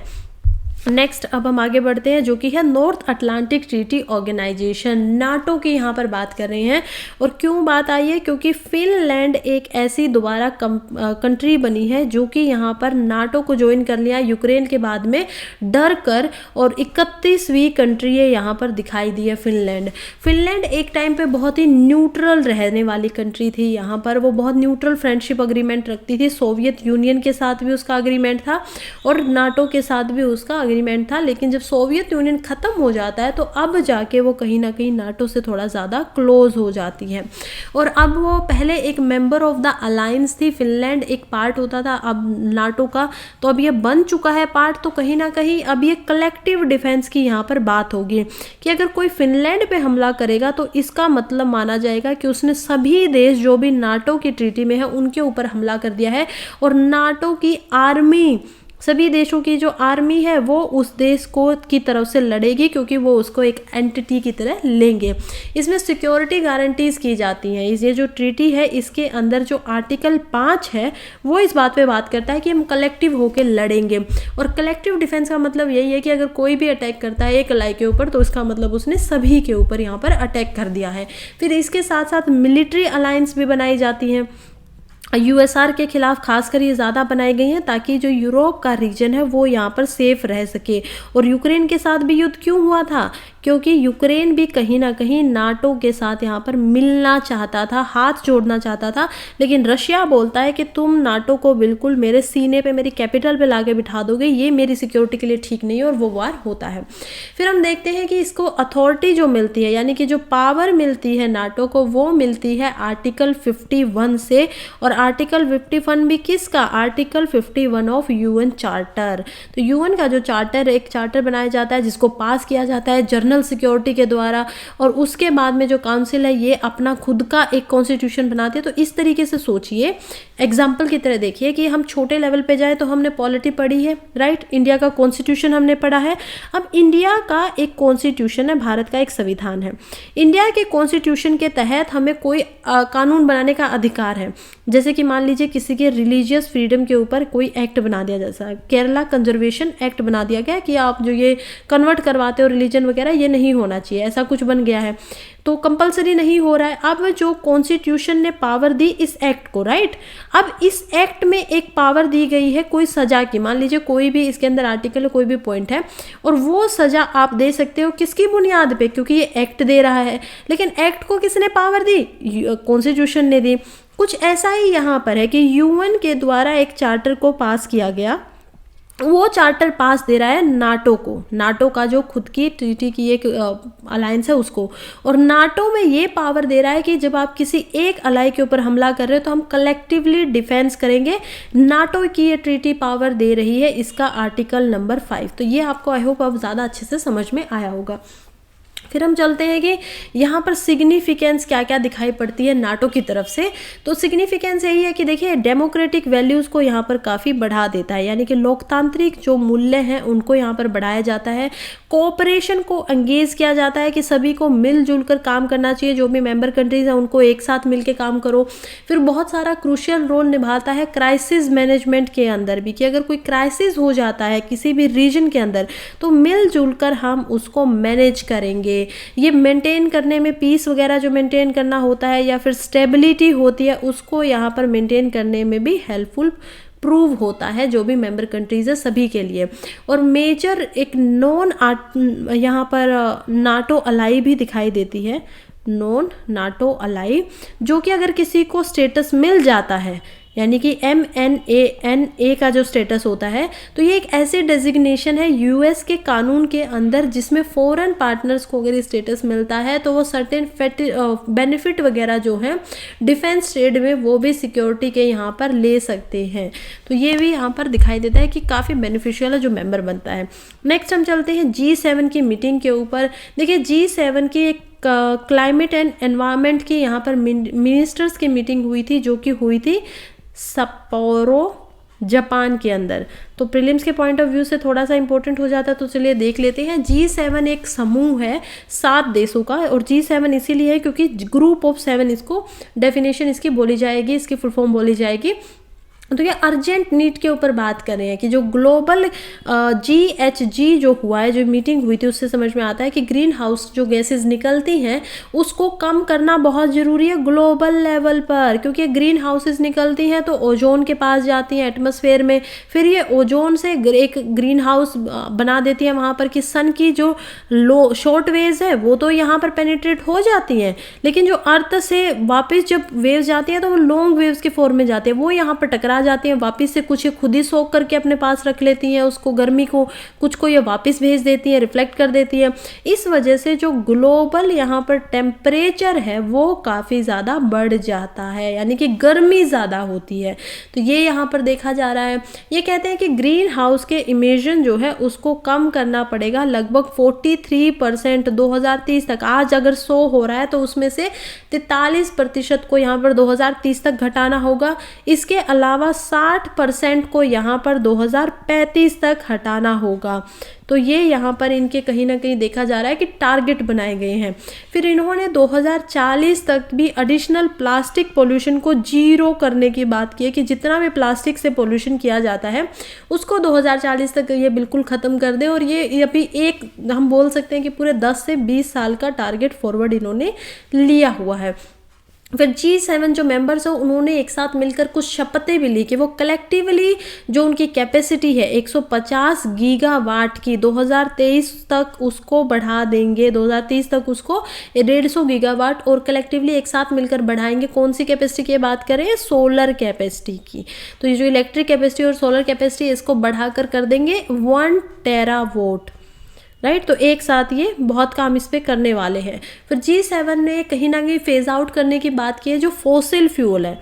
हमें कॉप दिखाई देता है ना, उसी तरीके से फॉसिल फ्यूल से ही सबसे ज़्यादा कार्बन निकलती हैं, ग्रीन हाउस गैसेस निकलती हैं। तो इनको यहाँ पर फेज आउट करने की बात की है कि हम इनको धीरे धीरे बिल्कुल ख़त्म कर लेंगे, इनका इस्तेमाल करना ही बिल्कुल ख़त्म कर देंगे। पहली बार में हमने 25% छोड़ दिया, दूसरी बार में 30, तीसरी बार में हम इसको फेज आउट करके 90% तक कम ले आएंगे और फोर्थ में 100% इसका यूज़ करना बंद कर देंगे। ये होता है फेजिंग आउट। और कब तक जीरो करना चाहते हैं? देखिए, अब मुझे एक और कंसेप्ट यहाँ पर समझाना पड़ेगा कि नेट जीरो क्या होता है। यहाँ पर ये जो अचीव करना चाहते हैं नेट जीरो, वो 2050 तक रखा गया है। नेट जीरो का मतलब है कि आप उतनी ही कार्बन छोड़ रहे हो जितनी कार्बन एनवायरनमेंट वापस से साइकिल में बनाकर वापस उसको ख़त्म कर सकता है टाइम के अकॉर्डिंग। तो नेट जीरो का मतलब ये कभी नहीं होगा कि आपने कार्बन छोड़ना बिल्कुल बंद कर दिया, नहीं, क्योंकि हमारा खुद का कार्बन का साइकिल भी तो है ना एनवायरनमेंट का, कि आप इतनी हमें कार्बन छोड़ के दीजिए, मैं उसको ख़त्म करूँगा, फिर आप नहीं छोड़ते जाइए। मैं इस टाइम स्पेन में एक दिन के अंदर जितनी आपने कार्बन छोड़ी है इतनी ही कार्बन को मैं यहाँ पर यूज़ कर सकता हूँ, ख़त्म कर सकता हूँ।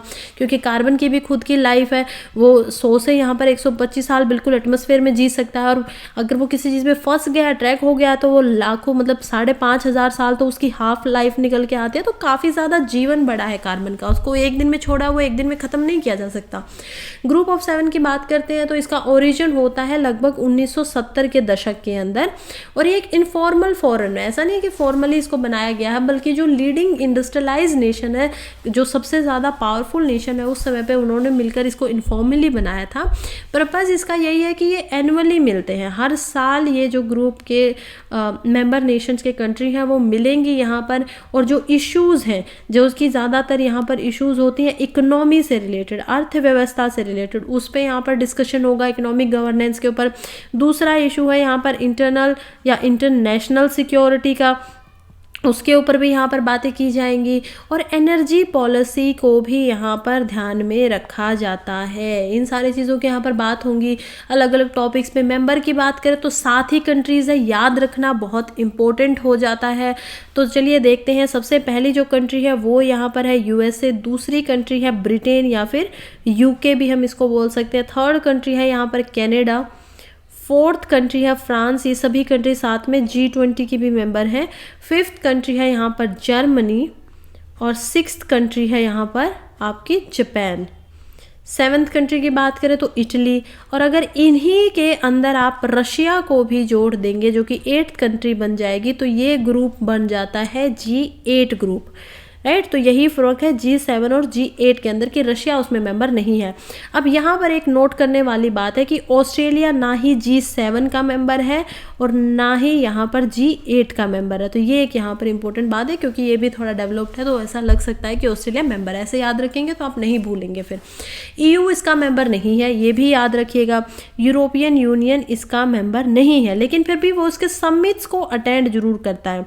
जैसे पार्लियामेंट में अगर कोई आपका MP फिलहाल MP नहीं बनाए 6 महीने तक, या दूसरे हाउस में चला जाता है, वो उस हाउस का MP नहीं है, तो वो वहाँ पर वोट तो नहीं कर सकता है, लेकिन समिट को अटेंड कर सकता है, मीटिंग वगैरह को अटेंड कर सकता है। वही कुछ पावर यहाँ पर EU को भी दी गई है, यूरोपियन यूनियन को भी दी गई है।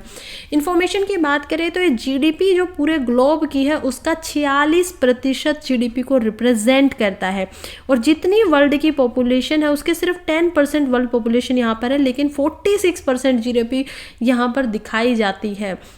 2021 के अंदर यहाँ पर build back better world B3W को भी इनिशिएट किया गया था, जो कि चाइना का BRI यानी कि बेल्ट एंड रोड इनिशिएटिव का एक अल्टरनेट हमें दिखाई देता है। फिर 2021 में यहाँ पर अग्री किया गया था कि एक ग्लोबल मिनिमम टैक्स रेट बनाया जाएगा जो कि 15% होगा मल्टीनेशनल कंपनीज़ के लिए, ताकि जो भी कंट्री, एक कंट्री के कोई कंपनी और दूसरी में जाती है, तीसरी कंट्री में काम करते हैं, तो मिनिमम ही उनको सिर्फ 15% ही यहाँ पर टैक्स देना पड़े, उससे ज़्यादा ना देना पड़े। फिर हम आगे बढ़ते हैं तो नेक्स्ट हमारी जो खबर है वो है United nation statistical commission. India की तरफ से UN के अंदर एक स्टैटिस्टिकल कमीशन को भेजा गया है, इलेक्ट किया गया है इंडिया ने, जो कि 4 साल का होने वाला है, और जनवरी 2024 तक, जनवरी की 1 2024 जो था, जो कि अब ख़त्म हो चुका है, तब से ये शुरू होने वाला है। जनवरी की 1 तारीख तो जा चुकी है ना, तब से ये शुरू है, तो 4 साल का है, तो 2028 तक ये बनेगा, पूरा का पूरा कमीशन यहाँ पर रहेगा। हम यूनाइटेड नेशन स्टैटिस्टिकल कमीशन की बात करें तो इसका हेड क्वार्टर जो है वो यहाँ पर न्यूयॉर्क के अंदर है, तो इंडिया इसका हेड बन चुका है अभी कमीशन का। ये एक हाईएस्ट बॉडी है ग्लोबल स्टैटिस्टिकल सिस्टम की, जो चीफ स्टैटिस्टिशियन है उनको एक साथ लेकर आती है मेंबर स्टेट के पूरे वर्ल्ड में। ये ओवरसीज देखती है कि जो भी यूनाइटेड नेशंस का स्टैटिस्टिकल डिवीजन है वो क्या क्या फंक्शन कर रहा है UN economic and social council के अंदर, UNESC के अंदर। एस्टैब्लिशमेंट इसकी कब होती है, इजी है याद रखना, 1947 में, क्योंकि 4 साल तक ये न्यूज़ में रहेगा, थोड़ा बहुत आएगा। तो 1947 में अब इंडिया के ही कहीं ना कहीं यहाँ पे इलेक्ट कर लिया गया है, इंडिया इसको रिप्रेजेंट कर रहा है, हेड बन चुका है। तो यहाँ पर इंडिया जिस साल में आज़ाद हुआ था उसी साल में इसकी एस्टेब्लिशमेंट हुई थी। मेंबरशिप की बात करें तो इसके अंदर 24 कंट्री मेंबर हैं, जो कि इलेक्ट की जाती हैं basis of equitable geographical distribution के हिसाब से UN में ही। फंक्शन क्या क्या करता है, काम क्या क्या करता है, तो ग्लोबल का जितना भी डाटा होता है, ग्लोबल सेंटर ऑफ डाटा की तरह ये काम करता है। इंटरनेशनल ट्रेड में बात आती है, नेशनल अकाउंट्स को संभालता है, सोशल स्टैटिस्टिक्स गैदर करता है नेशन एंड इंटरनेशनल सोर्सेज से। ये प्रमोट करता है कि इंटरनेशनल स्टैंडर्ड बना रहना चाहिए, कि मेथड क्या है, कि आप अगर कोई चीज़ों को यहाँ पर भेज रहे हैं तो कौन कौन से हिसाब से आप करिए, टाइम डेट वगैरह, स्टैंडर्ड क्या क्या है किसी चीज़ को मापने के, तोलने के, मेजर करने के, क्लासिफाई करने के नेशनल एजेंसीज़ को। ये मेंबर स्टेट्स को असिस्ट भी करता है, कि उनसे रिक्वेस्ट भी करता है कि उनका जो स्टैटिस्टिकल सर्विस है वो एडवाइस उसको ज़्यादा स्ट्रॉन्ग करे, उसको सर्विसेज को ज़्यादा ट्रेनिंग दे। नेक्स्ट हम आप बढ़ते हैं जो कि है North Sea summit. North Sea summit की यहाँ पर बात होती है तो क्या बात हो रही है कि यूरोप के कुछ ऐसे नेशन हैं जो पार्टिसिपेट कर रहे हैं सेकेंड नॉर्थ सी समिट में, जो कि बेल्जियम के अंदर यहाँ पर होने वाला है।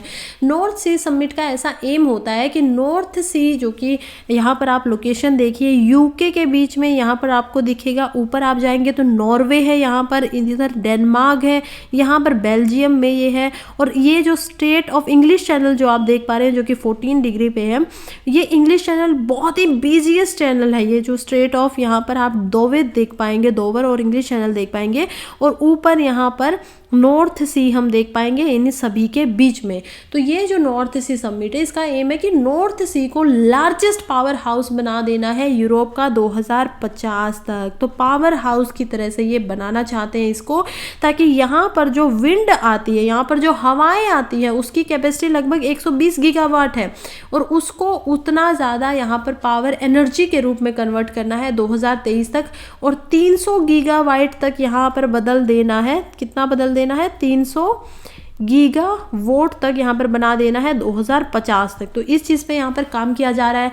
7 यूरोपियन यूनियन कंट्रीज़, EU की जो 7 यूरोपियन कंट्रीज़ है, जो कि बेल्जियम आप यहाँ पर देख पाएंगे, यहाँ पर नीचे फ्रांस है, फ्रांस को आप देख पाएंगे, जर्मनी यहाँ पर है जो बेल्जियम के बिल्कुल नीचे ही है, जर्मनी को आप यहाँ पर देख पाएंगे, आयरलैंड जो कि यहाँ पर हमें देख पाएगा कि यहाँ पर स्कॉटलैंड है, इंग्लैंड है, वेल्स है, इधर अगर आप जाएंगे तो यहाँ पर आयरलैंड है, तो आयरलैंड यहाँ पर है। फिर लग्जमबर्ग एंड नीदरलैंड, ये दोनों की दोनों कंट्रीज़, ये नीदरलैंड है यहाँ पर और यहाँ पर लग्जमबर्ग है। तो ये सभी जो कंट्रीज है 7, और जो 2 नॉन EU कंट्री है। तो अभी आपको याद रखना है कि यूरोपियन यूनियन के अंदर 2 ऐसी बड़ी बड़ी कंट्रीज कौन सी है जो इसको भाग नहीं बनाती है। एक यहाँ पर नॉर्वे है, दूसरा यहाँ पर यूके है। यूके जो है वो यूरोपियन यूनियन का पार्ट नहीं है, वो इस सेकंड समिट के ऊपर भाग ले रही है। तो टोटल कितनी कंट्रीज यहाँ पर पार्टिसिपेट कर रही है? 9 कंट्रीज यहाँ पर पार्टिसिपेट कर रही है। जब ये समिट खत्म होगा, डेनमार्क के अंदर ये पहला समिट हुआ था 2022 में, और बेल्जियम, डेनमार्क, जर्मनी और नीदरलैंड ने इसको साइन किया था यहाँ पर एसबर्ग डिक्लेरेशन को। तो एसबर्ग डिक्लेरेशन अगर काम आएगी, जैसे पेरिस अग्रीमेंट, जो पेरिस डिक्लेरेशन है, अभी दिल्ली के अंदर G20 हो रहा था तो दिल्ली डिक्लेरेशन हुई थी, तो इसी तरीके से यहाँ पर इसमें जो बात हुई थी उसको एसबर्ग डिक्लेरेशन जाना जाता है। एसबर्ग डिक्लेरेशन का एम है कि नॉर्थ सी को green power plant of Europe का बना देना, और इसकी जो ऑफशोर विंड एनर्जी है रिन्यूएबल एनर्जी सिस्टम की तरह यहाँ पर निकाल के लाना है। फिर हम देखते हैं कि ये जो डिक्लेरेशन है इसने कुछ टारगेट्स भी सेट किए थे। अभी हमने देखा ना कि वहाँ पर 200 गीगावाट बनाना है 2023 तक। इस डिक्लेरेशन ने 2022 में 150 गीगावाट की बात की थी 2030 तक बनाने के लिए। दूसरा ये कह रहे थे कि ग्रीन हाइड्रोजन प्रोडक्शन कैपेसिटी को 20 गीगावाट हमने बढ़ा देना है 2050 तक। तो ये भी इनके टारगेट यहाँ पर दिखाई देते हैं। फिर इंडिया में हम अगर देखें तो इंडिया के पास विंड की एनर्जी कितनी है, हम कितना फ़ायदा उठा सकते हैं इसके। तो इंडिया पूरे ग्लोब में 4थे नंबर पर आता है जब ग्लोबल विंड पावर कैपेसिटी की बात होती है। कौन कह रहा है ऐसा? REN21 रिन्यूएबल 2022 की ग्लोबल स्टेटस रिपोर्ट है जो इसको दिखाती है। फरवरी 2023 तक अगर देखें तो हमें पता चलता है कि इंडिया की जो total installed wind power capacity है वो लगभग 42 गीगावाट यहाँ पर है। और national wind solar hybrid policy 2018 में इंडिया की तरफ से इसको लाया गया था। हाइब्रिड क्या होता है? दोनों चीज़ों का। तो यहाँ पर विंड भी है साथ में और प्लस में यहाँ पर सोलर यानी कि सन से लेने वाली भी रिन्यूएबल एनर्जी दिखाई देती है। 2018 के अंदर इसको लाया गया था, एस्टेब्लिशमेंट किया गया इस पॉलिसी को, और वो प्रोवाइड करता है बहुत ही large grid connected wind solar energy projects को यहाँ पर इंडिया में अगर बात की जाए तो। फिर हम बात करते हैं कि ठीक है, नॉर्थ सी जो पार्ट है अटलांटिक ओशन का, वो भी यहाँ पर नॉर्वे और इनके बीच में कहीं ना कहीं हमें दिखाई देता है कि ठीक है यहाँ पर वो है। और इसी के बाद में इंडिया के साथ में हमारी जो और इन्फॉर्मेशन थी वो ख़त्म हो जाती है। नेक्स्ट हम चलते हैं, जो कि बात हो रही है चाबहार पोर्ट की। पहले भी हमें एक में जहाँ पर INST और जो ट्राइलेटरल की बात की जा रही थी अर्मेनिया के साथ, ईरान के साथ और इंडिया के साथ, तो इस खबर में हम चाबहार पोर्ट को समझ चुके हैं जो कि ईरान में यहाँ पर पड़ता है, गोल्फ ऑफ अमान में। देखिए गोल्फ ऑफ अमान यहाँ पर ये चाबहार पोर्ट है। इंडिया ने इस पर बहुत ज़्यादा पैसा लगाया है। क्यों पैसा लगाया? क्योंकि पाकिस्तान से ये लोग हमें कहीं पे जाने नहीं देते हैं। तो इंडिया को अगर कहीं पे जाना है तो वो यहाँ पे चाबहार पोर्ट से जाते हुए इधर आ जाता है, तो इजराइल में जाते हुए इजराइल से क्रॉस करके मेडिटेरियन के अंदर जा सकता है। मेडिटेरियन क्या है? मेडिटेरियन सी है यहाँ पर, और मेडिटेरियन सी के ऊपर ही यूरोप की बहुत ही फेमस कंट्री इंडिया, इटली तो पूरी मेडिटेरियन के अंदर आती है, इसीलिए उसको सब कॉन्टिनेंट भी बोला जाता है, जैसे इंडिया एक सब कॉन्टिनेंट है। और चलिए अब हम बात करते हैं कि और क्या क्या इसके ऊपर बात है। तो सबसे पहली ऐसी मीटिंग हुई है India central Asia joint working group की।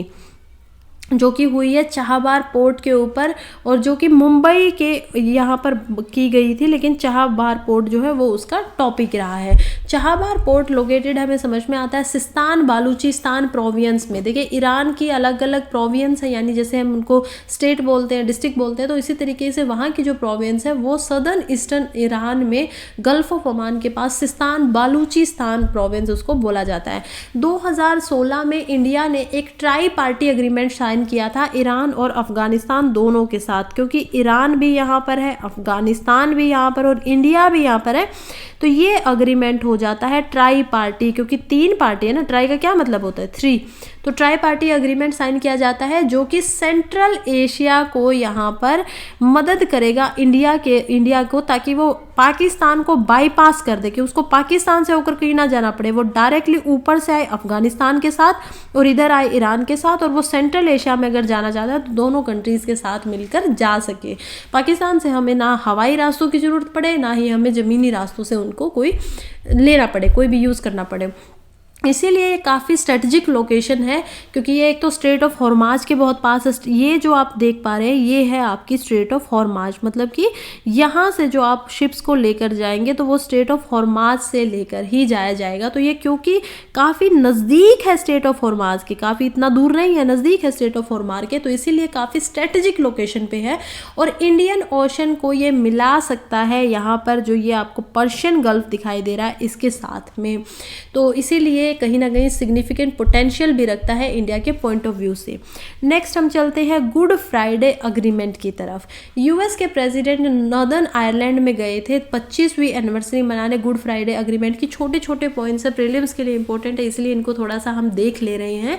तो गुड फ्राइडे क्या होता है, देखिए गुड फ्राइडे अग्रीमेंट जो है इसको साइन किया गया था 1998 में, और 1998 में इसको साइन किया गया था बहुत सारे नॉर्दर्न आयरलैंड के जो फैक्शन है उनके बीच में, प्लस जो गवर्नमेंट ऑफ ब्रिटेन है उनके बीच में, प्लस जो आयरलैंड और ब्रिटेन है उन दोनों के, ताकि जो 30 ईयर यहाँ पर कुछ वायलेंस चल रहा था जिसको द ट्रबल्स बोला जाता है इन दोनों गवर्नमेंट्स के बीच में, जो कि ब्रिटेन है और साथ में आयरलैंड है। तो नॉर्दर्न आयरलैंड 1921 में बना था, क्रिएट होता है, और उसने अपने आप को पार्टिसिपेट कर दिया। एक जो सदर्न आइलैंड है वो वहाँ पर यूनाइटेड किंगडम के पास ही रहता है, और जो नॉर्दर्न आइलैंड का आपको हिस्सा दिखाई देता है वो इंडिपेंडेंस ले लेता है यूके से, कि हम आपके अब नहीं है, जैसे इंडिया की इंडिपेंडेंस होती है। इसी कारण से दोनों जो पार्ट है आइलैंड का, नॉर्दर्न आइलैंड का जो पार्ट है प्लस यहाँ पर यूके है, दोनों के बीच में वायलेंस रहता है। ये आप तलवारें देख पा रहे हैं, ये वायलेंस का कारण है, जिसको 30 ईयर वॉर्स भी यहाँ पर कहा जाता है। 30 साल तक ये लगातार वॉर देखी गई, जिसका नाम क्या रख दिया गया, द ट्रबल्स। यानी कि ट्रबल क्या होते हैं, मतलब कि परेशान करने वाले, वो ट्रबल्स यहाँ पर रखा जाता है। और इसी की वजह से जो वायलेंस होता है उसके बाद यूके फिर से आयरलैंड को ज्वाइन करना चाहता है अपने पास। आयरलैंड कह रहा है कि नहीं, मैं अलग हूँ, इंडिपेंडेंट हूँ, मुझे आज़ादी मिल चुकी है, तो इसीलिए होता है। और उसके बाद में यहाँ पर ये अग्रीमेंट किया जाता है 1998 में कि ठीक है ये अग्रीमेंट होता है गुड फ्राइडे का, अब आपसे लड़ेंगे नहीं, अलग अलग रहेंगे। लास्ट हम न्यूज़ की तरफ बढ़ते हैं जो कि इस महीने में आई है इंटरनेशनल रिलेशन से रिलेटेड, जो कि है ऑपरेशन कावेरी। इम्पोर्टेंट है तो देख लेते हैं, प्रीलिम्स के लिए काफ़ी इंपॉर्टेंट है। तो इंडिया ने एक ऑपरेशन यहाँ पर लॉन्च किया है जिसका नाम है ऑपरेशन कावेरी, और ये ऑपरेशन किया गया था जो कहीं ना कहीं यहाँ पर सूडान के अंदर थोड़ा सा वॉर हुई थी, वॉर देखने को हमें मिली थी, तो वहाँ से इसको जो सिटीजन्स थे इंडिया के उनको वापस लाने के लिए इस ऑपरेशन को बनाया गया था। अब हम कुछ और ऑपरेशंस को भी यहाँ पे देख लेते हैं, जैसे कि ऑपरेशन गंगा। ऑपरेशन गंगा कहाँ पे किया गया था, ऑपरेशन गंगा को किया गया था यूक्रेन में जो हमारे लोग फंसे हुए थे उनको वापस लाने के लिए। तो ये कुछ ऑपरेशंस हैं जो बार बार इस साल में आए हैं खबरों में, और इनको याद रखना बहुत ज़रूरी है फिल्म्स के पॉइंट ऑफ व्यू से। और यहीं पे हमारी जो पूरा इंटरनेशनल रिलेशंस की न्यूज़ आई थी वो यहीं पे ख़त्म हो जाती है। Thank you so much. Next Sunday फिर से मिलते हैं, अच्छे से और न्यूज़ हम टॉपिक लेके आएंगे, इकोनॉमी को समझेंगे। तो चलिए